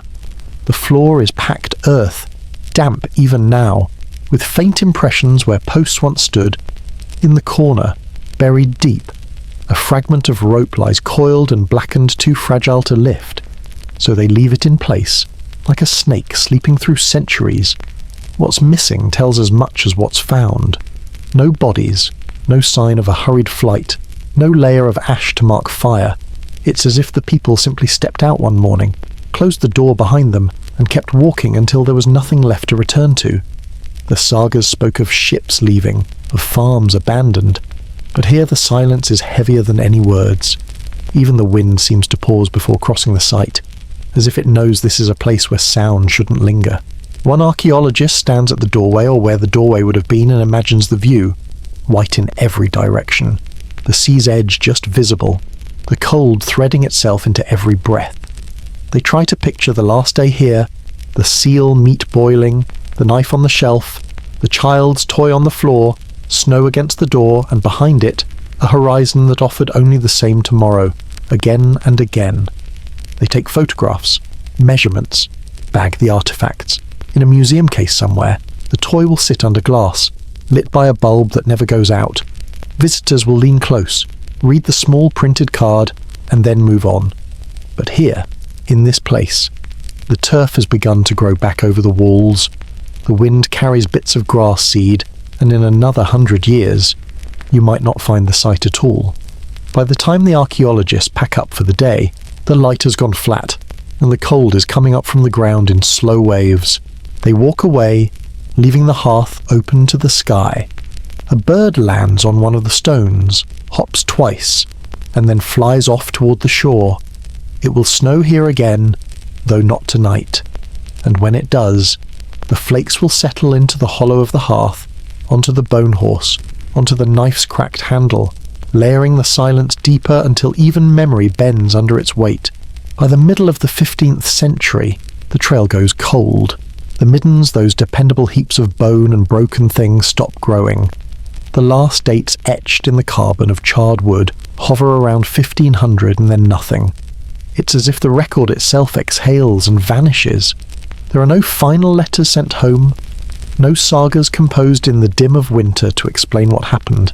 In Norway, in Iceland, the clerks keep their neat accounts of trade and tithes, but none mention a word about Greenland. It is as though a door shut in the middle of a sentence, and no one bothered to finish it. If you walk the abandoned sites now, you find houses reduced to mounds, turf slumped, stones scattered where frost and gravity have pulled them apart. The wind moves freely through what were once walls, picking up grit and the thin sound of grass rubbing against itself. Inside these outlines, the air feels different, heavier, though there's nothing to hold it. Archaeologists call it site abandonment, But that phrase is too clean. It suggests choice. Here, the edges blur between leaving and being taken. Maybe they boarded ships for Iceland. Maybe they stayed until the last breath of fire in the last hearth went cold. Maybe some folded themselves into the lives of the Inuit, their names worn into new shapes in another language. The truth is, no one knows, and that not knowing is the thing that grips you. Because for all our hunger to explain, there are moments when history simply stands with its back to us. In the sagas, Greenland is still there, a place of pasture and seal hunting and summer journeys. But those are echoes, words spoken into a room already empty. By the time a European ship finally returned in the early 18th century, they found only ruins, the church walls still stubborn in the grass, grave markers leaning, the living gone. Imagine the last night here, the roof groaning under snow, the sea locked in ice so thick it swallows the sound of waves. A few animals left in the byre, their breath rising in clouds. People gathered close to the hearth, listening to the wind scrape at the turf. Maybe they spoke of leaving. Maybe they didn't. Maybe they simply went quiet, as if saving their voices for another place. And then in whatever way it came, the settlement crossed that invisible line where a community becomes a memory. One day there is smoke from the roofs, the next, there is only the sky. The silence after is not empty. It presses, it folds into the ground, so that centuries later, when you stand there, you can feel it under your boots. The grass grows, but the shape of the houses still shows if you know how to look. A ridge where a wall ran, a depression where people slept. It takes less than a second to see it, and once you do, you can't unsee it. Some want to solve it to pin the end down to a single cause: climate, trade collapse, disease, conflict. But endings are rarely that neat. The Norse in Greenland lived in a balance so thin that any one of those could tip it. All of them together. That's how you erase a place without fire or war, just a slow, steady hollowing until the last light goes out. Stand here long enough, and the wind will convince you you're not alone. It threads through the stones, picks up the scent of the sea, and sets it in motion. The air moves the same way it did when there were hands to open doors, feet to tramp paths in the snow. It carries the same weight of salt and cold, only now there is no one to taste it. There's a kind of cruelty in that, the way the land keeps being itself long after the people are gone. The fjords still cut into the coast. The seals still haul out on the ice. The seasons keep their old rhythm, as if daring you to notice that the only thing missing is us. Some nights, when the fog comes low, the turf mounds look like ships under sail. You can almost imagine them lifting from the ground, sliding silently toward the horizon. But they don't move. They never will. The last trace is not a word or an object, it's the absence of both. A ledger with no entries where there should be names. A graveyard with stones whose inscriptions have been eaten by lichen. An empty slot in the long chain of human movement. Greenland stays, the wind stays, the stone stays, but the people are gone, and whatever they took with them, their reasons, their last sights, their final touch of turf went into the dark with them. You can leave this place, but it does not leave you. Even now, centuries after the last door closed, Greenland has a way of getting under the skin. The silence here is not the silence of empty rooms in a modern city. It's older, heavier, the kind that has learned patience. You feel it pressing at your back as you walk, sliding into your shadow, filling the space between your footsteps. In summer, the grass hides the bones of the buildings. A stranger might walk right over the outline of a hall and think it only a patch of uneven ground. But the wind remembers. It drags the scent of salt and damp stone the way a storyteller carries an unfinished tale. There are days when fog rolls in from the sea, so thick the horizon vanishes. Stand in it long enough, and the world shrinks to the width of your own breathing. That's when you understand how it must have felt to live at the edge of everything, with nothing beyond but water and ice. Some archaeologists say the Norse here were too stubborn. They clung to their way of life, ploughing fields that no longer yielded enough, keeping cattle when seal and fish were more reliable. Others say they were practical, that they adapted as long as they could, until there was nothing left to adapt to. But these are just theories. The truth may be quieter, less dramatic than we want it to be. A slow dwindling of people and goods, a marriage or two that never happened, one winter with more funerals than births. The kind of decline you don't notice until one day you look around and realise there aren't enough hands to keep the place alive. And maybe there was no grand decision to leave. Maybe it was just a string of small choices to send a son to Iceland for trade and not have him return. To let the roof go unrepaired for one more season. To burn the last beam of driftwood and say nothing about how cold it felt. When I stand here now, I think about the men who built these walls, lifting turf so heavy it took two to carry, setting each stone in place as if they were writing their names into the land. They must have believed it would last. We all do. If you press your hand to the ground, you can feel the faint give of earth over hollow space.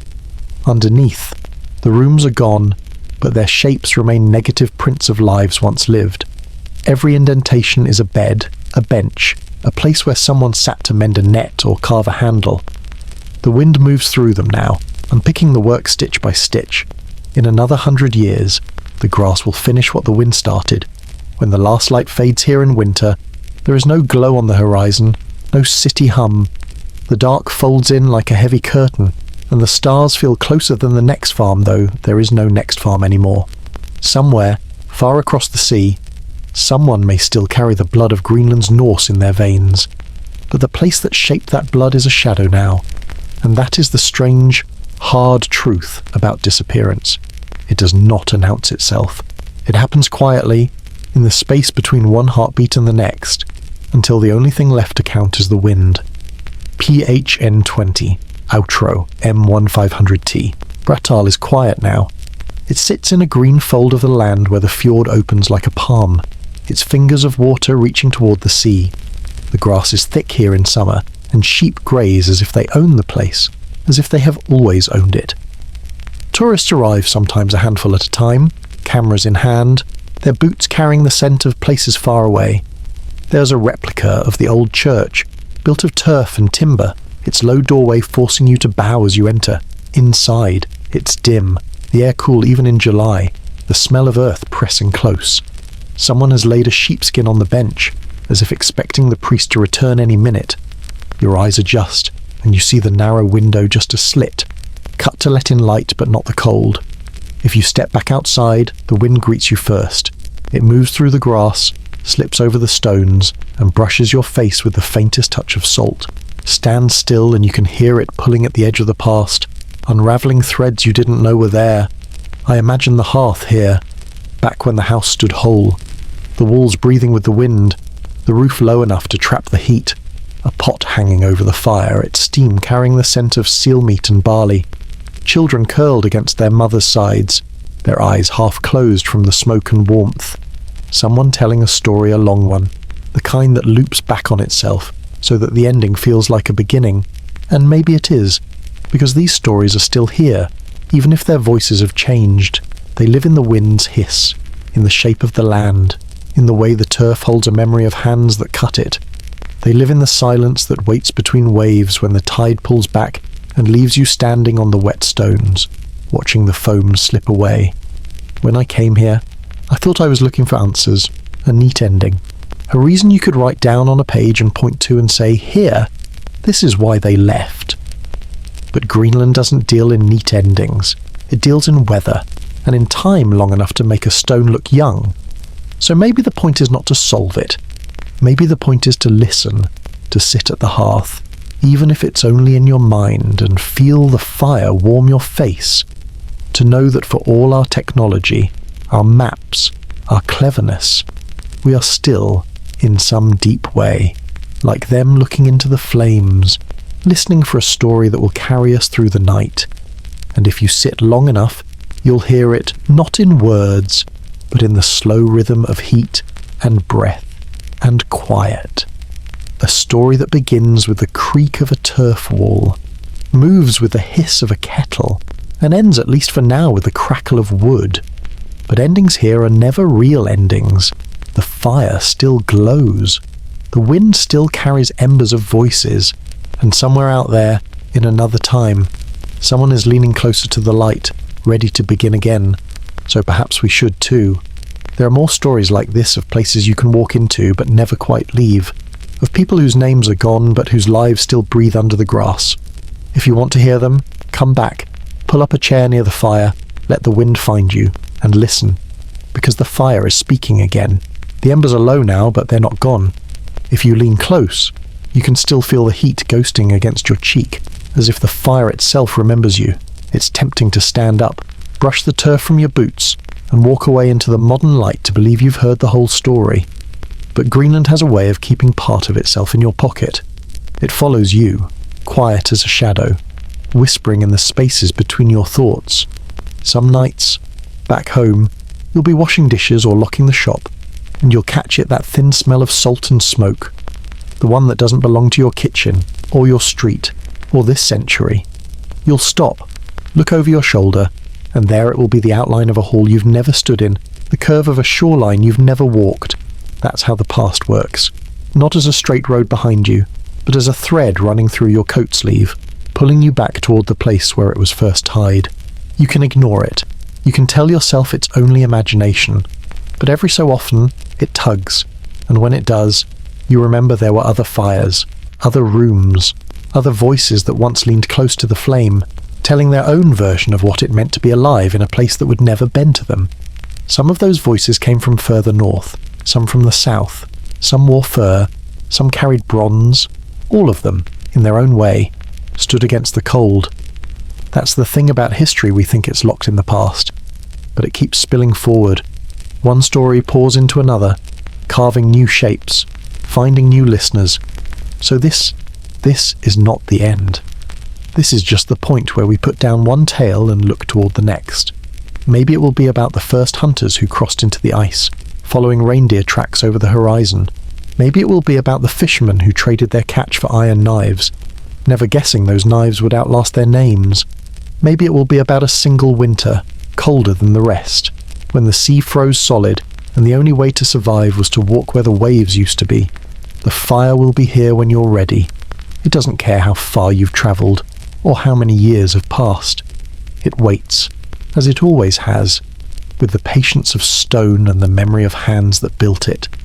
So, go on, step back into the night, carry the warmth with you, and when you hear that faint crackle again, no matter where you are, you'll know the next story is about to begin. The fire still glows in your mind, a red pulse behind closed eyes. You can leave it now, go back to the hum of heaters and the quiet tick of clocks, but you know it will follow you, because fires like this aren't meant to burn for just one story. They've been here longer than memory, longer than the turf walls and stone hearths we just walked through, and somewhere, just beyond the edge of tonight's light, there's another place waiting. It's older, darker, a stretch of land where the wind never stops talking, and the only warmth comes from the bodies huddled beside you. No cities, no kings, only the rhythm of feet that never seem to rest, and the way the sky swallows every word you try to throw at it. In that place, the first hands shaped stone into something more than stone. The first eyes watched the stars and wondered if they were being watched in return. And the first stories weren't told in words, they were carved into bone, left for strangers to find thousands of winters later. That is where we'll go next. The embers you carry from Greenland will be the only light we have when we step into it. So, keep them close. Let them warm your pocket until the night we meet again. When you hear that low, patient crackle, you'll know we're back by the fire, and the fire, as it always does, will be speaking again. And when it speaks, it won't just tell you of Greenland. It will talk in the voices of every shore we've stood on, every frost-bitten morning we've woken through. It will remember the smell of peat smoke in the rafters, the way snow pressed against turf walls, the weight of seal oil in clay lamps. It will recall the faces we've left unnamed but not forgotten, men whose boots froze solid overnight, women whose hands never stopped mending, children whose laughter carried further than their footprints. You'll hear the sea in it, too low and endless, reminding you that nothing we build stands forever, but everything we carry in memory can outlast stone. That crackle is more than firewood burning. It's the sound of old stories leaning closer, of frost melting just enough for words to pass between us. So when that night comes, wherever you are, whether in a room bright with electric light or lying in darkness, listening to the wind on your own walls, let the sound reach you. Sit a little nearer, breathe in the warmth, and remember the fire is not asking you to stay forever. It is only asking you to stay until the story is done, because once you've heard it, Once you've carried those embers in your pocket, you'll always know the way back, and we'll be here waiting, tending the flames, ready to speak again. You wake before the sun, not because there's an alarm, but because the cold has crept into your bones and shaken you awake. The air smells of last night's peat fire, heavy and bitter, woven through with damp wool and the faint brine of the fjord. Your blanket is not fabric, but weight layers of sheepskin, stitched together, still carrying the animal's musk. It does little. You push yourself up, and the turf house exhales around you. The Norse settlers of Viking Greenland built these turf houses the way lungs are built, thick walls layered with soil and grass, driftwood beams scavenged from distant coasts, stone foundations sunk into frozen ground. Archaeologists still find their outlines, shapes pressed into the earth like scars. Living inside one is like sleeping inside a cave that remembers every storm. This morning, frost lies on your boots. Your breath clouds against the dim light that leaks through the doorway. Beyond the wall, you hear the animals, the soft grunt of a cow shifting its weight, the shuffle of sheep, their heat keeping them alive, their bodies pressed as close as yours is to the fire. In Viking Greenland, livestock were not just food, they were insulation. You kept them alive to keep yourself alive. When their breath filled the byre, it filled your lungs too. Step outside, and the world swallows you whole. The North Atlantic wind slams into your face, sharp as iron. The settlement clings to the edge of the fjord like a handful of broken teeth. Longhouses squat low, roofs furred with snow, smoke bleeding sideways from their chimneys. Somewhere a child coughs, somewhere a door slams shut before the wind can tear it off its hinges. Your day is survival, broken into pieces small enough to endure fetch water through ice. Check the traps, break the snow crust around the barn, mend a net with fingers stiff and clumsy from frost. Each task is both essential and fragile. Drop the bucket, and it shatters. Miss the net, and tomorrow's stew is gone. In Viking daily life, there was no margin. Every mistake left an echo in your stomach. Hunger is never absent. Even when you have food, you can feel it circling. The settlers tried to grow barley. The seed carried all the way from Iceland, but the cold gnawed the soil bare. Grain harvests were thin, and the fields themselves seemed to die under the sky. So you turn to the sea, cod, seal, walrus. The North Atlantic was your larder, but it was a larder that bit back. You push a boat into the fjord, the oars splash into water dark as iron, and your hands stick to the wood, frozen wet. Seal hunting is brutal. The first strike lands not to kill, but to stun, the club ringing out like a dull church bell across the ice. Walrus hunts are worse, a wall of flesh and tusks that can overturn a boat with one angry lunge. The sagas speak of bravery. Archaeology speaks of cracked ribs, splintered skulls, knuckles split open on frozen bone. This was the economy of Norse Greenland, risk traded for calories, leaves gambled for ivory and fur. Back on shore, the village gathers around a hearth. Soup simmers in a soapstone pot, its surface worn smooth from centuries of use. Archaeologists found one still blackened by peat smoke. A vessel that had fed children, carried prayers, outlasted storms, and was finally left behind when the house itself collapsed. Inside, the broth is thick with fish, seaweed cut into strips, and if you are lucky, a sliver of meat from a seal. It does not taste good. It tastes of survival. Evenings are worse than mornings. Dark comes early, and with it the silence of the land. No trees, no birds, only the endless weight of snow pressing down. Inside, voices are low. Children are told not to waste words. Stories fill the silence instead of Eric the Red, who carved this settlement out of exile, of ships that once carried timber from Norway, of a Greenland that was green, or at least green enough to dream of. You notice the cracks in the dream every day. Wood is scarce, driftwood scavenged from distant coasts is patched into beams, repaired again and again until it splits. Iron is rarer still. Every nail is reused, every blade sharpened until it is smaller than a hand. In Viking Greenland, survival was not a conquest of nature. It was an argument you lost slowly, one winter at a time. And yet, They endured. For 4 centuries, Norse settlers lived here, raised families, built churches, wrote sagas. They traded with Europe for cloth and metal, and with Inuit hunters for furs and ivory. But resilience has its limits. When the Little Ice Age tightened its grip, fields froze, seas clogged with ice, and trade ships stopped coming. One by one, the lights inside the turf houses went out. Archaeologists find their traces collapse byres, animal bones scattered thin, a church where no congregation came, in the ashes of a hearth, tiny fingerprints baked into clay, children's hands. The last Norse Greenlanders lived, and left behind their breath pressed into stone. Night stretches long in Viking Greenland. You wake again, though you never slept well. The fire has gone low, and the turf house groans with the weight of snow pressing down. Every breath you take is shallow, half because of the cold, half because of the smoke trapped inside. Children cough through the night, their voices raspy, their lungs already older than they should be. When morning comes, there is no brightness, only grey. The fjord lies stiff under ice, and the sky seems nailed shut. You step outside, and the silence feels dangerous. No gulls, no crack of ice, just the wind scratching along the edges of the house. This is the heart of Norse daily life in Greenland, not conquest. Not adventure, just waiting out a world that wants you gone. Every hour must be turned into food.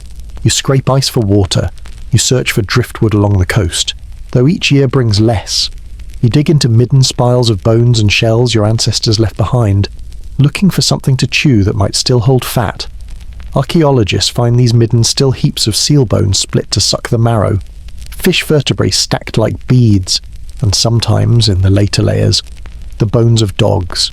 When food runs low, loyalty changes shape. Even the animals that once warmed your house can become part of the pot. It is not cruelty. It is arithmetic. Calories in, calories out. Survival in the North Atlantic leaves no space for sentiment. Inside the turf houses, illness spreads quickly. One fevered child, and the entire family weakens. The air is thick with smoke, damp with breath, warm enough for bacteria to bloom, but never warm enough to heal. To live here is to understand that your body is always negotiating, giving up strength to the cold, giving up years to the dark. Still, you endure rituals. The church bells ring faintly across the snow, calling settlers to gather. Theodulf's church, archaeologists say, stood close to the water, its walls lined with timber carried from across the sea. Inside, voices rose in Latin prayers, the same words spoken in cathedrals in Rome, in Paris, in York yet. Here they felt thin, carried into emptiness. Faith was another kind of insulation, though no thicker than a wool cloak. Outside the church, the real negotiations happened with the Inuit. They were here long before, moving lightly across the ice with skin boats and dogs, hunting narwhal and seal with weapons made of bone and sinew. To the Norse settlers, they were both threat and lifeline. Arrowheads carved from Inuit stone appear in Norse layers. Pieces of walrus tusk carved by Norse hands appear in Inuit camps. Sometimes the exchange was peaceful, food for iron, fur for cloth. Sometimes it ended with a scream cut short in the snow. The sagas speak of them as skraelings foreign, dangerous. But the archaeology suggests something more complicated: moments of trade, moments of violence, moments where one life ended and another survived because of it. Each year, the balance tilted. The Inuit adapted, the Norse resisted. The Inuit shifted their hunting patterns, followed the ice, made tools from what the land offered. The Norse settlers clung to Europe's habits: cattle, fields, churches, and the belief that Greenland could be a reflection of Norway, just colder. But the land was not interested in reflection. It demanded submission.